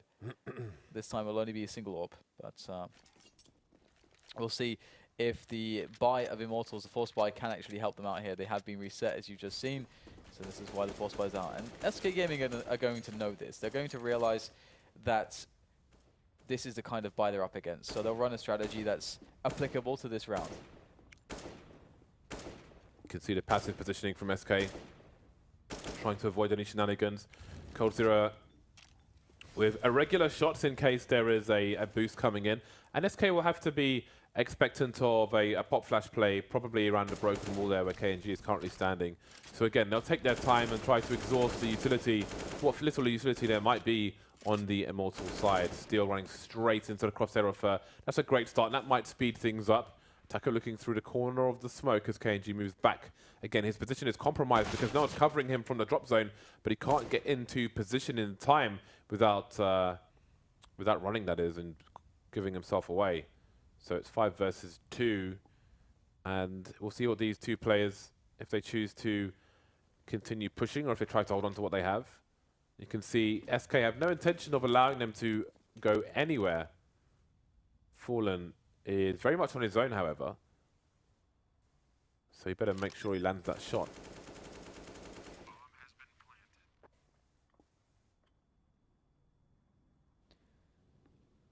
Well, this has gone pretty well. I mean, generally we've seen SK having a lot of clean anti-eco, anti-force by rounds, which is really nice to see. It's a sign of a well-drilled, well-run team, well-oiled machine. And they don't really have too much interest in hunting down these guns, to be honest. Maybe for some fun. They have, obviously, great money at the moment. They'll be moving on to 9 rounds. Immortals still struggling to do much. What would you like to see out of Immortals, Mr. Yanko? Any changes that you think would be fitting? I mean, it's very difficult since your options are limited on the city side of Cobblestone, and also you need to remember they've just added a new player recently, so they probably don't even have that many things practiced. Like, you can always go for the pop flash towards broken wall, you know, something like that to try and get an early pick. But their problems have been these executes and play towards the B bomb side. So maybe you can gamble towards B, maybe boost into drop, try to get an entry kill there. And after that, just play the numbers advantage. Yeah, I did feel quite gutted for Immortals, actually, as you mentioned, with the set pieces that they've been running, SK have been running. Like, the first big buy for them was double AWP, and the first round that SK played against that was quick round into B, set smokes, and just bombard it with grenades, just rendering the AWPs useless. So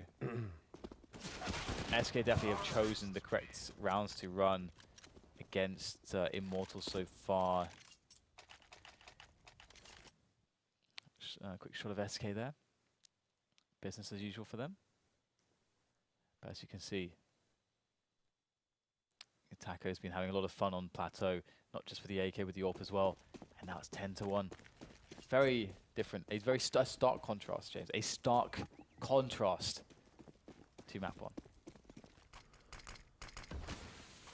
So the question now is, how many rounds of the remainder can Immortals take to give themselves some opportunity, however small it may be, in the second half? Aggressive take of the B plateau area, but they've got 4 people practically in the B bomb site, and they've chosen the wrong time to do it because SK are headed towards A. And considering how slow SK have been on some of the previous rounds, changing the pace and so on, it might be a long rotation for Immortals before they realize it's an A play. Indeed, there's 2 people pushing long B now. B main for the CT side, and that's exactly what they needed, a 2-man spray down from Bolts to bomb on the floor. A rotation allowed from the CTs. Taco, though, still holding things over towards the B bomb site, taking KNG down, but the bomb's planted. Fallen moving back into a position where he can take the CTs by surprise. It's going to be hard for them to look at that angle, though he's missed his shot. There's a flash in there, but it's easily avoided. Close range now. Might have to go for the no-scope. Indeed he does. He's got support from Rifler, however, but there's 1 T on the site. Cold0 has to stay alive and deliver for his team, and he will, making it look easy. 11-1 for SK. I was going to say that the position of Fallen there was really awesome because basically it only really works, I think, if you know that you got like cold on the bomb site. If that guy that's alone, oh, it's cold, right? Because Fallen can draw so many players down towards the ramp, which basically thins out the numbers as maybe they split to try to deal with not only Fallen, but also Cold, which gives Cold a more winnable situation. But if Cold messes up, then they can just defuse the bomb straight away, and Fallen is too far away to help, really. So I loved how the trust in the teammates and the individual performance we saw out of SK there. They really know how to play with that high level of skill that they bring to the table to optimize things. And we'll see 11-1 indeed. It's quite the scoreline here for SK so far. Just peeking there with the CZ from Steel. And first found his way into the drop zone as the bomb is able to potentially make it down now to the B bomb site. They've cleaned out a lot of players here, so they should realize that it's very likely it's safe. Of course, in a round like this, you never know how many pistol players will be in one location at the start of the round, but B is, we can see it's safe at the moment, and Phelps is covering the flank, Fur's covering connector, and should be, even though the AK is picked up there, should still be fine. Bolts does have Kevlar and helmet as well. There's a Molotov and a flashbang. This round is not over just yet. Phelps looking for a flank, but Henny may make his way down into the drop. I think Phelps is too far away to hear it if that's what he chooses to do. Bolts taking Cold0 down in the meantime. 9 HP on Bolts. And there is Henny. Close, but no round for Immortals. Still that 1 round on the board. This is a colossal half from SK, but there are still rounds to win for the SK side. There's lots to do still. And again, you know, the pressure's really on for that pistol round as well in that second half, but we'll get there when we get there. Still potentially 2 more rounds to be claimed by the CT side of Immortals. Okay, now we have Immortals ready, SK ready to receive any Immortals aggression here towards the B plateau. Again, they've SK been really successful at drop pressure. I think they pretty much every time they've tried to get in there, they've made the entries. Actually making some Molotovs happen there deeper towards the plateau position. However, this time it's not deep enough to eliminate the player in the corner. I think that's Phelps. Indeed it was. That said, Bolt's going to walk in there, and Cole's going to suicide on the flames there. But he does get the entry, and it's 3 versus 4 with over a minute left. So it's still a good situation for SK. That said, it's getting worse due to bots. Fallen missing the shot, but Taco will be there to clean things up. And Henny's opted to push through A, and his teammates might need him on the B bomb site. Fallen is alone now, but he doesn't have the best angle as the push comes in towards tree, but Steel towards the statue is who will take him down. Only for a second round from Immortals. SK rolling in cash, looking for an excuse to spend some money perhaps. It's the last round, and Immortals will look for their third and final round of the first half. Double ops continue. Lucas on the MP7. Has a faster fire rate than the UMP, and maybe the moving accuracy slightly better. I'm not sure about that one. The fire rate, definitely. So another approach from KNG and Co.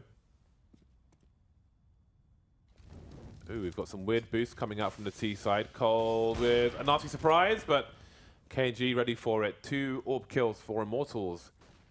That's a strong advantage for them. Felsa's a great position though.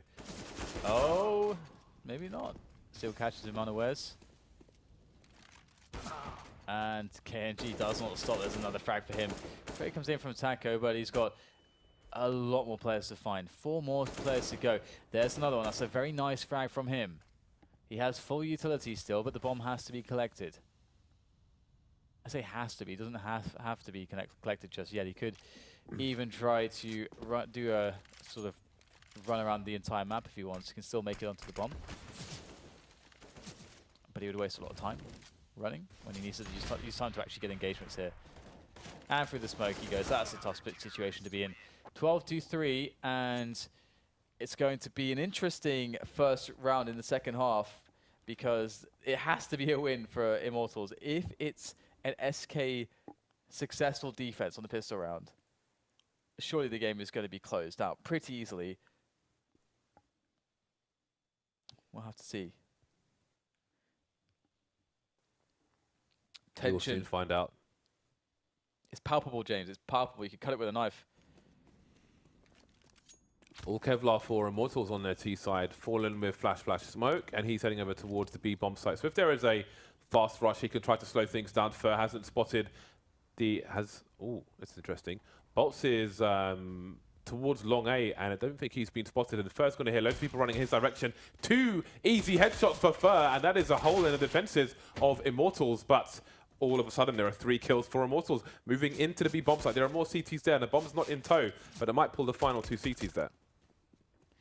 Yeah, Fallen and Cold left. What a duo to be left with to play up against. And Cold, does he make the right reads? He's going to have a good position regardless now. You can hear the running towards long. I'm sure Bolts is looking for him. He's not going to find him though. Cold's position. Oh, do they know? Looks like they won't actually get the kill though. You have to frag Cold, and finally he'll get fragged. Now at 1 versus 2, thanks to Cold for Fallen to play off of it. It's a very winnable situation. They still have to cross for the bomb plant. Will Fallen peek in time to catch them? Looking for the headshot. There's one, and the second as well will go Fallen's way.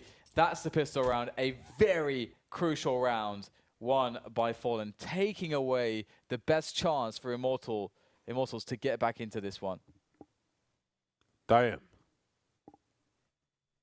Well then, 13-3, and it's forced by territory for Immortals. We will soon find out what they can do with it. Again, it's UMP. It's a UMP party for SK, Universal Machine Party. Here all week. 2 smokes for the Immortal side. Does that mean it's a B play? The bomb is being held with the Lone Ranger towards A, which is Henny. Just a curious play. There'll be no push at the moment from SK, but Fallen is playing in a forward position towards A, so he might get curious and have a look, see, find out what's going on. Fur keeping an eye on the door in the lower area. Fallen losing half his life. He is vulnerable now, and there's another player to hunt for him, but if that player Bolts goes down, then there's no one to carry the bomb, so he's got a decision to make. Players moving into the drop zone while the bomb is collected. Will it join them? Looks like it's slowly making its way over there, and it will be indeed rejoining the bulk of the push, and Immortals will look to try to just be explosive here, but Cold's coming. He is quite explosive as well. Taco! Wow, okay, the Tech 9. I think Bolts is blind there, but still gets the kill. Tech 9 is very dangerous always. UMP picked up by Lucas, and more frags coming in here, and all of a sudden, another 1 versus 3 type situation. We'll see if Fallen can do some damage. KNG's on 3 HP, so he's very easy to kill, but he's behind the door. Will Fallen check this? Looks like he will. No tagging from KNG. That's a good start for Fallen. Instantly back out the door to avoid any trade fraggers. The T's will reposition, and that's a lot of damage done by Lucas through the wall or the box. He will shoot Fallen rather, straight in the dome. Opportunity knocks for Immortals, but how much momentum? They need a lot of it. 13 rounds already on the board for SK. Immortals need a lot of success and very little failure. There isn't really room for it. AK is coming out, and of course, SK going for the force buy. The Scout, Fallen is quite dangerous with it, but it will be a challenge to get that going on Cobblestone. Going very aggressively towards long A. Will he continue to push though? Might allow a fourth man to rotate towards B if he did. Fur making his way back towards A at the very least. Indeed, he's heading towards connector, so it may be 4 men on B for SK to challenge this push from Immortals. Keeping it simple at the moment, one thing we saw when they had Zach standing in is a lot of B play, almost exclusively B play, and they have been developing a lot of stuff towards B, so that's not too surprising as far as the practice element is concerned. But at the moment, they're going for a comfort choice, getting KNG out onto the plateau. First man in looking for anything, and SK already getting a couple kills on the board. There's a nice headshot from Phelps, but now it's going to be down to very weak Cold and the remainder, which is just now Fallen, which is just now only Fallen. Once again, we've seen this before. Last round, the 1-3-3 for Fallen. I wonder what the once Fallen's out of the action here. Yeah, I was gonna say check the money situation. So it's really bad for SK. So I guess we'll see a full save, Janko. Yes, Dan. I Done. think that's a safe thing to assume, even though I prefer refraining from assumptions. Yes. Assumptions are the mother of all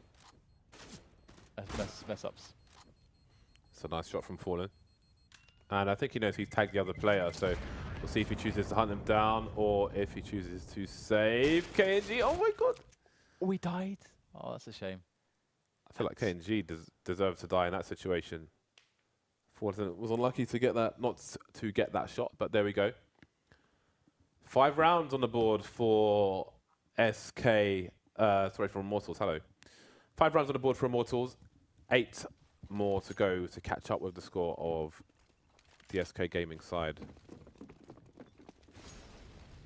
It's a long road to victory, but this particular path will be easy, should be no red lights to slow them down as SK are on pistols. Deagle on cold. It's going to be hard for SK to get a lot done in this round. KNG looking for that first open. Nice. Molotov usage baits out Taco.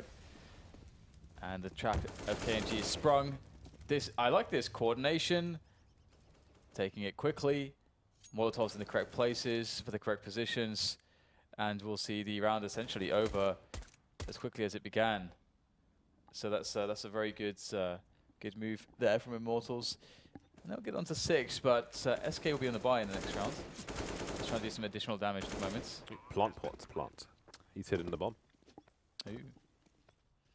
So let's have a look at the money real quick. Let's calculate. There's blue everywhere, Dan.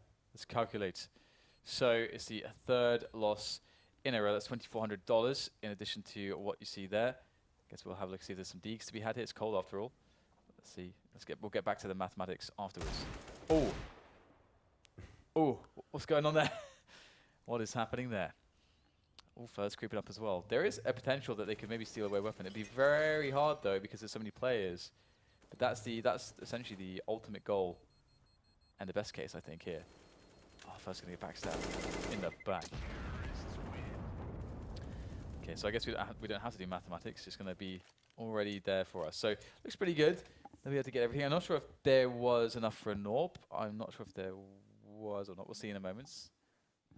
Okay, no, there's a Mag 7 and 4 M4s. Okay, and a decent amount of grenades. Not enough, but it should do the trick. No kit as well. That's something also to note here for SK. I mean, the lack of kit is a really big issue.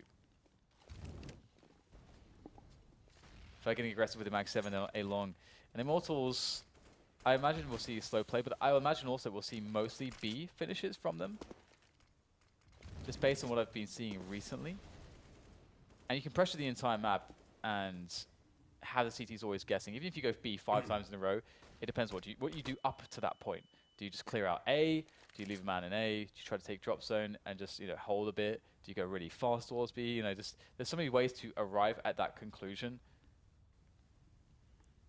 And you can see here that KNG is indeed clearing out spaces with the help of Henny towards A long, going up danger actually, so they can potentially backstab any player deep. And indeed, Fer is around there with a Mag 7, so Fer quite vulnerable in a spot like this. Oh, what a surprise! That's a lovely play, and that's all about timing. Really nice from Henny and KNG. I actually love that play. And now Immortals are considering going to A. I'm not sure actually. 3 players or 2 players moving back towards A and now going back towards B. So it looks like they will go B. I think Fallen might have just smoked the mid area, which perhaps deterred them. There we go. Nice, and nice made them catch. rotate. But he can hear people running away, at least KNG. So indeed, the CTs will rotate accordingly. Cold Zero dancing around the pillar. And that's an important kill for him. 18 seconds, and they're just running into the B bomb site, but still Phelps can't get the kill from the tree position.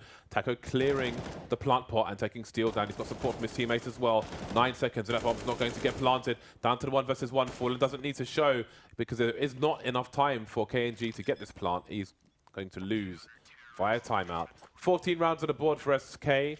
Fallen escapes with an AK as well. A nice bonus for him, but the team are not going to have a very good buy, the SK team.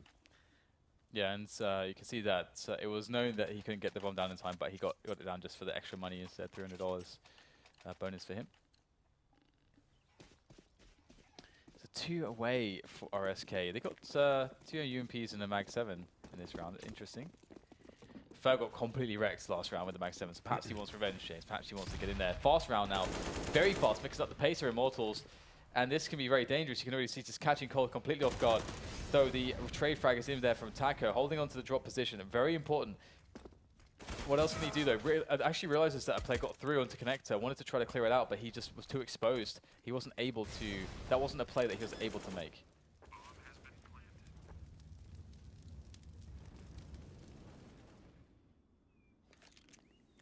Fallen and Fer, it seems their decisions have been made for them at this point of the round. And it is safe territory once again, the reset for SK. Struggling to gain rounds on their CT side. Immortals continue their march, 7th round en route. And you can see the lack of money for SK, so there's a fair chance of an 8th round and maybe even a 9th.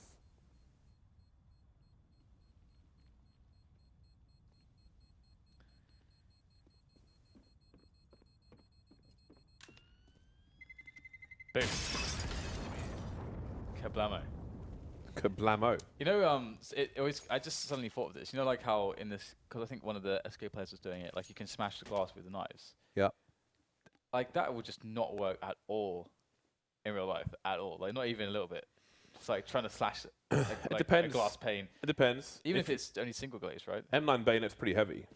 And this is, you know, if it's like old thin glass, then there's a reasonable chance you could just smash it like that. But you'd have to swing pretty hard. Anyway, the SK Gaming side have gone for a force buy. The scout on Fallen. Oh, he's looking for the headshots, but he can't find anything just yet. There we go. KNG taking one straight in the face, and Fallen can reposition. He may be susceptible to grenades. He may feel like he's at the point of no retreat. In fact, he is dead.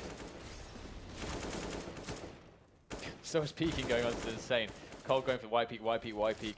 Eventually gets taken down, but there's Phelps running on the corner and first found himself a kill with the Mag 7. Switches out for a great upgrade, an AK-47 for him now as Lucas gets in on the action around the statue position. And that's going to be a 1 versus 2 now for Fer to play off of. Once a Mag 7, now an AK.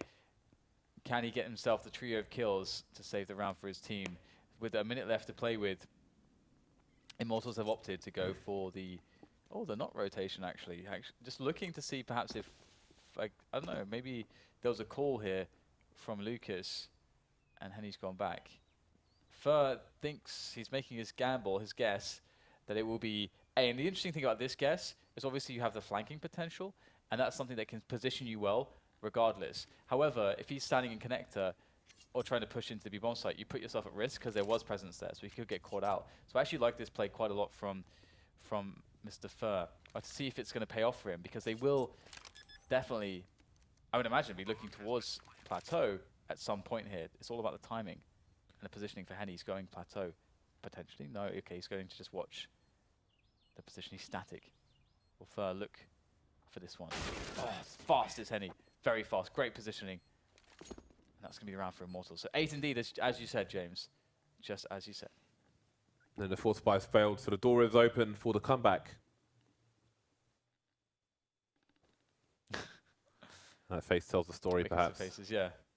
I should have had this. I should have got that. Yeah, well, we can see some more money being spent. Fair investing in the Mag 7, so the money will remain low for the CT side. And Immortals will be in anti-eco territory. Henny in the tower, making sure there's no flank from the CTs, while the rest of his team concentrates on the B area. 3 CTs around A, in fact, 2 towards long, and Cod Zero is looking at danger, but he's starting to move elsewhere. CTs on B with not much to offer. But again, Immortals taking it slow.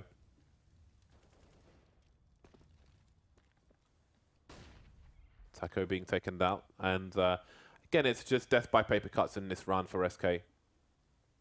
Trying to keep Immortals honest with a kill here and there.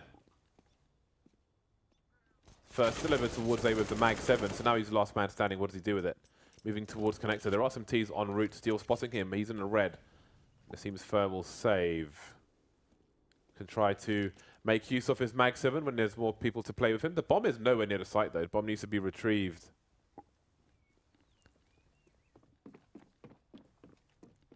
There we go. It will be ferried over like a delicate, as a delicate package that it is. So that B-bomb site delivered. Maybe it's not a C4, James. Maybe it's like it explodes and you get like it's like a party popper, one of those. Balloons and streamers. Yeah, and kittens. Explosive rainbows. kittens. I hope not. Okay, maybe not. Maybe not. Sounds like something producer Reese would put together. I guess. Well, I'm trying to think of like what would be a cool replacement for the C4 actually, but can't think of anything good. Bratwurst. Bratwurst, explosive bratwurst. Yeah. That'd be pretty good. Why not? Try and catch chunks. Just diffusing bratwurst. Chunks of bratwurst. Chunks of bratwurst. Nice. Oh, we got a lovely camera shot there of Immortals. Zach in the back. We need to see the buy, though. Buys of the teams. So, again, SK going for another crap buy. I guess they're going to go for the full buy regardless in the following round, so they can spend some money here. You can see they've got like 2 to 3k in the bank. Oh, meaty. Fur bringing the Bratwurst out to play. Actually tried to shoot an AWPer. That is not going to work, Mr. Fur, but he has done a good job of killing 2 players towards the A site. Immortals on the back foot now. How do they play with 3 players? Can they have a strong team play as with 5? That is a question. Or are they going to collapse, fall down? Cold Zero, here's the rotation, and his flank can begin. Yeah, Fur did not even stop to pick up the guns, but it doesn't even matter. The entire team of Immortals gets wiped clean from Plateau. Fur, there's the man. Man with the shotguns, with the SMGs, the guy that you got to fear. And here it is. And look, they lost a man. Boom. There's 1. There's 2. They thought it'd be safe. Shoot the AWPer. And then finish off Lucas. That is a massive play. And that's a big swing here for SK. Double up now. They've been stuck on Max 7s. They've been stuck on all kinds of crap, James, quite frankly. But now back to the double ops. Although Fur, of course, still hanging on to the Max 7. And he was in a spot where he could have actually gone for the guns, which is the hilarious point. But he just rotated immediately. It's like, what? You know, Max 7, AK-47 is basically the same thing, isn't it? So for Fur, perhaps it is. Now he'll be finding himself with that Max 7. Still actually playing towards the A side, but he's playing the double doors. He might get a pick, actually. Indeed, there it is. KNG tried to walk through, but you can't walk through Fur with a Mag 7. Great position for Phelps. This looks very bad right now for Immortals. No ground gains, no frags, pad, only problems. Problems, and more problems. Henny looking for the peak here. It's going to require some tier 1 Henny business. Oh, here he comes. Could almost play the Jaws theme, James, but looks like Jaws will be shot in the face today. Lucas with a trio of kills. Really nice work from him and a fast rotation to keep the round alive, but there's an AWPer to be met with this push. And that AWPer, I believe, is fallen. He's actually going to a long, and this could be a fantastic call. This angle is going to keep him very safe. He's going to get information. But if they both go a long, this could be really interesting. Pulling out the pistol, back to the AWP. Oh, he misses the shot, gets himself the headshot though. Doesn't know where the next guy is going to be coming from. Gets caught off guard by Henny. Still a chance here, 25 seconds to get across. And Taco is going to make his way quickly onto the angles, but he's not going to be there fast enough to stop the plant from going down. Henny can still clutch this round. In fact, he has the advantage to do so. Trying to bait out a position. Quick shot rattled off there as the bomb is yet to be planted. Now there could be problems for Henny. Has to go for the plant surely. There's only 8 seconds left to plant the bomb. Taco's just waiting. He's allowing Henny to maybe fake himself out. He's got, oh no! Oh, what is he doing? Oh no, he can't win the round now. Oh, he went for the hero play. Oh my goodness, he's done it, James. What happened there? 2 in the moment. Oh my. Oh, that's a bad miss, isn't it?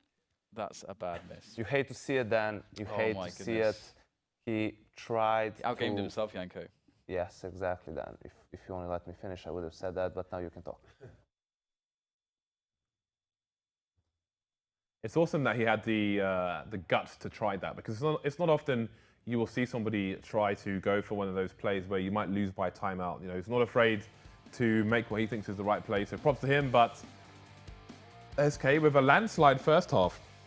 Comeback mounted by Immortals, but eventually, and I feel like they had to, SK take it over the line at some point. So congratulations to SK for winning that one after a difficult first map. Definitely going to be interesting to see again the development of just KNG on the team of Immortals, but obviously SK, they are quite scary. You can see the amount of individual plays that can just, like, you have a plan for a round. The plan doesn't really involve getting a double, for example, with the Mag 7 being untradeable in that way, but they had that set up. And the thing is, even for SK, they're not in that round where everything swung back into the favor of SK, and they were able to bring themselves a win from it. You know, they don't necessarily know 100% that, okay, this round Immortals is going to play 3 players towards the A-long position. So there's a bit of fortune going there in the favor of SK as well. But that T side was really, of course, where all the damage was done. What was it, like 10-1, I think, before the round? It was pretty huge. It was something like that, 11-1 maybe. But yeah, you can see the performances here. coldzera having a nice game. Nice. Very good game from coldzera. Again, the first half was monstrous. Immortals, you know, catching up, but you felt it was inevitable. Although maybe not with the overtimes, but I think they had to take it, SK, and they did. Yeah, absolutely. We will be getting a player from SK onto the desk at some point, or the desk rather, into the studio in a little bit. We're trying to grab somebody as we speak, so if that's something you're interested in, don't tune out just yet. I mean, as far as the Brazilian teams go, James, there's actually a lot of cool things that we can possibly ask him to get some insights there. You know, yesterday we were talking to Steel about Luminosity, which is a really interesting one, and it's kind of a cool storyline too, because SK were once sort of in that position themselves, and a lot of these players have played with each other. So that's going to be cool to ask them some questions in that vein of discussion. But it's quite cool now also that we are getting more of a sense of who's going to make the finals. SK, they look pretty good. At the beginning of the season, obviously they just got new man Phelps in there. It's been quite some development, but it's looking really solid. It's starting to look very, very solid, and it looks like we're soon ready to check out the leaderboard. So let's get that on screen and see how things are developing at the moment after those matches have been played. There we go. Watermelon. So here is the leaderboard, and this is where things stand at the moment. Cloud9, SK, Liquid, and Optic on the top at the moment. Obviously, there's still some shuffling potentially for that 4th position to be done, and we'll have to see how that goes. What do you think about this leaderboard? What do you mean? By the teams who pass to the group? Well, you're in the leaderboard, right? So how do you feel about it? What's your opinion? I don't get your question. Like, what's my opinion on getting to Well, first positions? you're second at the moment. Are you happy with second? Should you be first? Okay, Should you be 5th? All right, you're using some hard English with me, James. Oh, I'm very sorry. What's going on? I'm very sorry. I think we were satisfied. I mean, on ECS, only 4 teams are advancing on each You continent. kind of blew it, James. It's like just like introducing. We're having the magic of TV moment. We put up the overlay, come back. Oh, it's Fallen's on the watermelon. This is amazing. But you just kind of just. You're the first person to sit on our watermelon. It's true, actually. We saved it for you. Nice, thank you. Dan is very attached to that watermelon. I don't know if you saw the video. Oh, why don't we play it right now? Do we have to? I think Do you so. want to I think we waste? do. We're wasting Yeah, time, James. I think we do, can yeah. play. Fallen Okay. is in no rush. Okay. Yeah, You right. know, his teammates Show are it. taking the gear and everything. You're probably not. No, but it's okay. Come on, production. Where's the video at? Are they going to spare me? No, of course not. There Why we would that go. happen? Jesus. It gets worse. It gets worse. Wait for it. Do, do, do, do. There it is. This is the kind of low budget stuff we're doing now at Face It. It's just like, here's a wig, and here's a lab coat and a watermelon, go. And that's our promotion. So we'll see how that I don't know goes in how the that future, makes but- you feel. Dan's hands have been all over that watermelon. I'm regretting my decision to come here. All right, now we're done making you uncomfortable. For, and of course, I mean, there's lots of stuff to ask you guys. I mean, you have, of course, had Phelps in lineup for a while. Yesterday, Janko was talking to Taco about how everything's going, how you feel the team is doing. Like, in your words, you know, where do you guys feel the strength is of the team? Do you feel like you're moving into like a period of full strength, or do you feel like there's still some work to go? Are you guys ready? For example, like, could you play the major in like a couple weeks? Do you feel like that level of prepared? Yeah, so when we played the last tournament, we had to go back to the drawing board and start everything from scratch. And then we felt we were doing super well, and I think it paid off with the title. But now we're going to the second tournament in a row when we want to get the second title, and of course you have to change some stuff. So it's hard to tell that if everything is perfect. Like some days ago I was wondering myself if, do I think we're on the same level I was for the last tournament for this next one, or I'm not? So it's very difficult to say that because we have been practicing against the same teams over and over again during this week. Not too many teams to practice with. Cloud9, for example, they're on a group stage, on the same group stage, so of course they don't want to play us right now. So when you start using the same strats every time, playing the third or fourth time of the same map with the same team, you start seeing, oh, this is not working anymore. But at the same time, you have to realize that maybe it's because we played them too much. So it's very difficult to say how good we are right now. But I'm thinking we are on a good step. I think good shape. I think the team can do very well next tournament. I want to ask you about like the triple orb setups, because like you guys, we see you guys doing that all the time actually recently. It's quite fun to watch. Is that one of those things that you're experimenting with? You've had some success with it here and there. Is it something that you think is going to happen more from other teams as well? Is there a lot of value in that? There are having two more cases when we get triple ops. Normally it's because someone got an op and it was not needed. Then, oh, hey, I have the third op. All right. And then you're going to play with it. But sometimes, for example, we have playing overpass and the other team is constantly looking for picks and constantly being aggressive, then it makes sense to put one LP long A as T, someone trying to get highway, and then another one holding B. So you have 3 of 6 or 3 of 5 places where someone could be picking and you can find those kills. But normally it's because someone got an op there and didn't expect. But sometimes it happens. How's Phelps fitting into the team now? I think Phelps is finally adjusted and he understood what we need from him. And I think he's doing great. This match against Immortals, he was very important. I think he had some clutch moments on overpass mainly. And I'm very satisfied with his performance so far. Do you feel like your map pool is changing a bit with regards to like the, having Phelps in? You said, you went back to the drawing board and so on. Obviously, you guys have quite a deep map pool, but do you feel like your strengths are sort of shifting? I don't know why, but our map pools keep changing. Yeah. We'll go to a tournament and think, okay, Mirage is great. That sounds like a great thing to have, right? To remain unpredictable. Yeah, I mean, right? Awesome. every single time there's a different map where we're feeling very confident. Like, for example, Cash was one of our best picks for the couple last tournaments. And then for this tournament, we're like, do you know if our Cash is still that good or not? But we know that all their maps has Rising with good strength as well. So it's very difficult to say.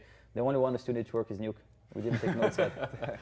That's next level. It's like, well, if we don't know our map pool, our opponents can't know our map pool. That's true. You mentioned like That's true. you mentioned having issues with practicing, and you always practice the same teams and so on. Do you think like being in Europe for an extended period of time with all the tournaments and just boot camping a little bit as well, do you think that's going to be exactly what you need to make that leap before the major? Definitely. That's why I think we're going to stay, if I'm not wrong, almost 45 or 60 days in Europe now. We're traveling tomorrow. And we're looking forward to it. Boot camps in Europe are always very promising. You can always learn some new stuff, some new tendencies that teams are using. But on the other hand, if we practice the best things too much, then we're not a surprise anymore. I know that they study us a lot, they watch our NA games, but at the same time they have a very tight and very difficult schedule and tournaments to play. So when we play them directly, I think they have a better idea of how going play. So we have to take care of those things as well. Do you agree that it's also a matter of, like in Europe, you actually have tier 2 and tier 3 teams that you won't see perhaps at the major, but they're like They're good perfectly enough, good right? to practice against, like maybe, I don't know, Space Soldiers or perhaps LDLC or Kingwin, Flipside, those teams that you really don't see them that often at tier 1 events, but you can still like run things and see you know, how your own strategies work. Yeah, definitely. I think playing against those teams is a good experience. And of course, they don't have the same level as the top tier teams, but they are doing what they see the other teams doing as well. So as they play them with more frequency, it's kind of, you can expect that they're going to do some similar stuff that the pro teams are going to do as well. So it's very good to play against them. It's different than here, right? We don't have these opportunities here. On the subject of doing what other teams are doing, do you remember when you released a YouTube video about Mirage and you explained the two-man setup on ramp when you're CT? So you've got one guy in the corner, one guy facing, and then they trade frag. I feel like once you release that video, A, lots of teams picked it up, but B, when teams see that first person peeking there, they know what you're doing. So did that cause a problem for you guys on your approach on Mirage? I didn't see him do any more videos like that. But that's another reason. It's because I'm lazy, actually. I think yes, but I don't know if the other teams who did a video to really understand what we do. Maybe the video makes it very easier because you just watch it and that's it. But I don't think that's why Army Rage dropped it down a lot. I think there was other reasons. But of course, they can expect a little bit more if they know what they see and they can predict the second one. I think that happens too. That's why I'm slowing down the videos, I guess. Is it true that because of moments like this, you actually take strategies from James Bardoff and put them into your major map pool like playbook? Is it true? Yeah, he sent me some videos on Twitter. Private message, right? Everyone should do that. Because he always talks about that one in Cash. What was it like? Oh, the flashbang, no. The flashbang was Anders, like for vents from mid. See, Anders is getting in Which there one as well. did you send me? Theorycraft. No, it was the squeaky push against Fnatic when Olaf Meister flanked you guys in main. A CT? Was pushing? They were CT. And you guys. See, this is Dan's fault. Never mind this. I have a question about Mirage actually, right? Because I'm having an argument with Yanko.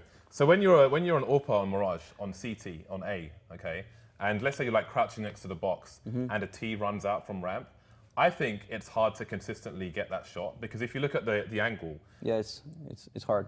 Boom! See, he thinks it's easy. It's not easy because if you think about it, like if you look at Dust 2, right, and you're holding short, they're coming from this kind of angle, so you're going to see more of them. But it's such an angle where they just go out like that. It's like they're going to move. Do you mean sideways trying at to get the maximum first speed. one? Yeah. You're talking about the so first like one. if one person runs Yeah, out. the problem is with good things, normally the AK is going to get down to Tetris, like they're going to get space, and then the AWP is going to hold the angle on CT. So if you keep chasing the first one, you're going to die for the second or for the third, or even for someone apartments.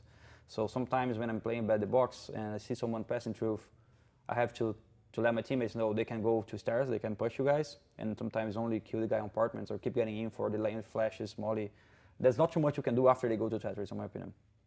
Despite maybe sometimes you can ask for a flash from stairs and then it will be pick, but after they get to Tetris, you're almost done there. See, we're on the same level. You don't agree? You can join us. You watch his He's not an videos. You watch my videos. He's not an AWPer.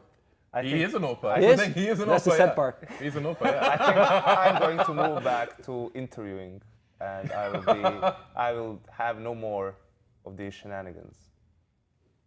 Awesome. Yanko's not feeling. He's a bit under the weather today. It's after he lost for the Australians. Yeah. Yeah, I was embarrassed. I was at home watching with my England top on. I was thinking, man, these plebs are just making me embarrassed. Show match is an embarrassment. I don't think you should. Look, man. Pitch in. Sometimes you make mistakes. Yeah, you just got to own it. I owned it. You know, I walk with pride. Okay, so I have some questions about some of the other Brazilian teams. Of course, looking at Luminosity, obviously they're a team that sort of did in some ways, what you guys did initially over the Kaboom TD days. You kind of went over to North America. You started playing with the North American teams. Had just way more talent to play against at a higher, more competitions going on. And it was quite a struggle, quite a journey. Last year we saw a lot of improvement from Luminosity. I don't know how much insight you have into their internal workings, but lately they've been struggling a bit. Do you know what it is exactly with Luminosity, or what they need to do, or what you would change if you're like leading them? Being honest, I'm not that close with them, like I was with the first Games Academy team, like giving them tips and all this stuff. But what I see, and that could fit both for LG and for Immortals lately, without this lineup. Yeah. They start doing well because they have a new player. They figure out some strategy they want to use, and then it works for 1 or 2 times, and then they don't adapt anymore. They don't create new stuff. They just expect that this should work. And as they see this not work anymore, they start getting frustrated, and instead of fixing it, I think they find the wrong solutions. For example, Immortals has been playing like FPL for the entire season. I mean, right. They can win games like this, but they can win tournaments, in my opinion. And right now with KNG, I felt that they are trying to find a new way to play. They look a little bit more organized, and it was very difficult to play against them today, and they're just in the beginning. So I think if they keep like this, they can be consistent and they can find their own game. For LG, I think it's the same. I saw they're doing super well in the beginning. Even Nuke, they're playing super well. I was like, those guys can play Nuke, you can't. They're doing good work. But lately, I have been seeing they didn't adapt. They didn't create new stuff. People know what to expect from them. And then instead of fixing it and creating more synergy as a team, they get with their own solution as, oh, this is not working anymore, so I will try to win this for us. I will go for this pick, or I'm going to get those kills. And then it starts to be a very more random game. And I don't think they have enough skill to out-aim everyone. So they need to work on the team base. All right, so more back to school, back to CS school, studying the demos and so on. All right, do you guys have any more questions? I think we should allow Fallen to go captain for quite a while. Anything else? Into Janko. I mean, that's basically what you did pretty well yesterday. Seemed like you fit the role. Pretty well. So let's see what you got. That's it. That's it. It's time to close it down. I think with all of your questions, Dan, our questions are futile. All right, well, thank you very much for joining us, Fallen, Thank you, guys. and congrats on the wins today. It's lovely to have you. And that's going to be all from myself, Janko, Fallen, and James. I think Janko, we won't see him for a while, so thank you for being our analyst, Janko, throughout the season. And an interviewer, and a host, and a commentator, and a janitor, and the reigning ping pong champion. I don't know if we should go that far. Should we give him that? I'm going to give you that because He has your last show. beaten both of us. I don't think I've beaten him in a best of 3. I'll admit that. I did crush you at pool though, so you can say You beat me once. but no, I didn't beat you. I crushed you. Miss Harvey recorded it. It was a crushing You Serbian rules defeated pool. me once. So you should play Fallen. You got to play Serbian rules pool. It's ridiculous. I was like, okay, I'm going to play you at your foolish rules, and I crushed him. All of the normal world besides the UK plays Look, it that I'll show way. you. I'll show you the video right now. You can close out the show, Dan. I'm going to show Fallen the video where I crushed Janko. I just want to allow people to see this. Check this out. See, it's so good. Miss Harvey starts screaming. Like, it's good when Miss Harvey screams. Get on his Twitter. All right, guys. Thank you very much for watching the ECS Super Weekend. We have some more matches remaining, that was nice. but we're going to be off for about a week or That's so. what I'm talking We'll about. see you for the remaining matches of ECS. It's been a blast. See you in a week.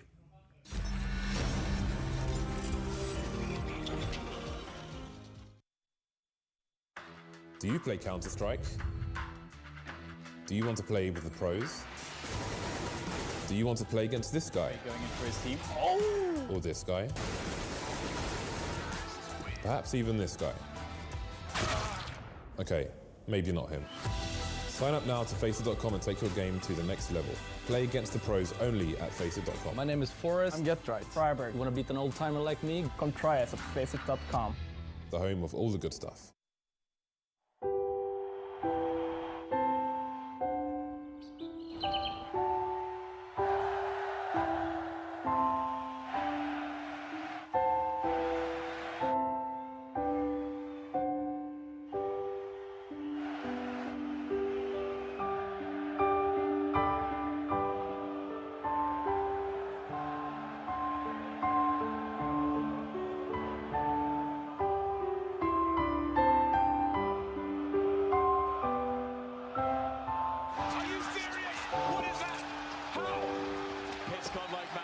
Fantastic play.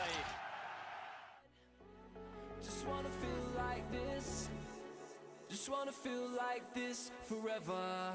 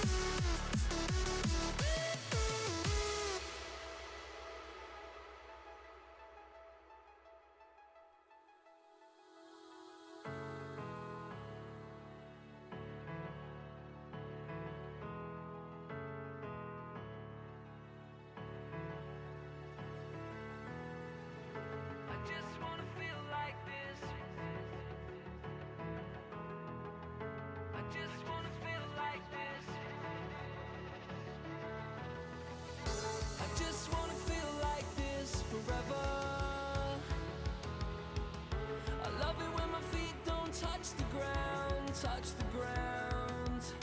Don't wanna let these colors fade. Kaleidoscopes inside my head.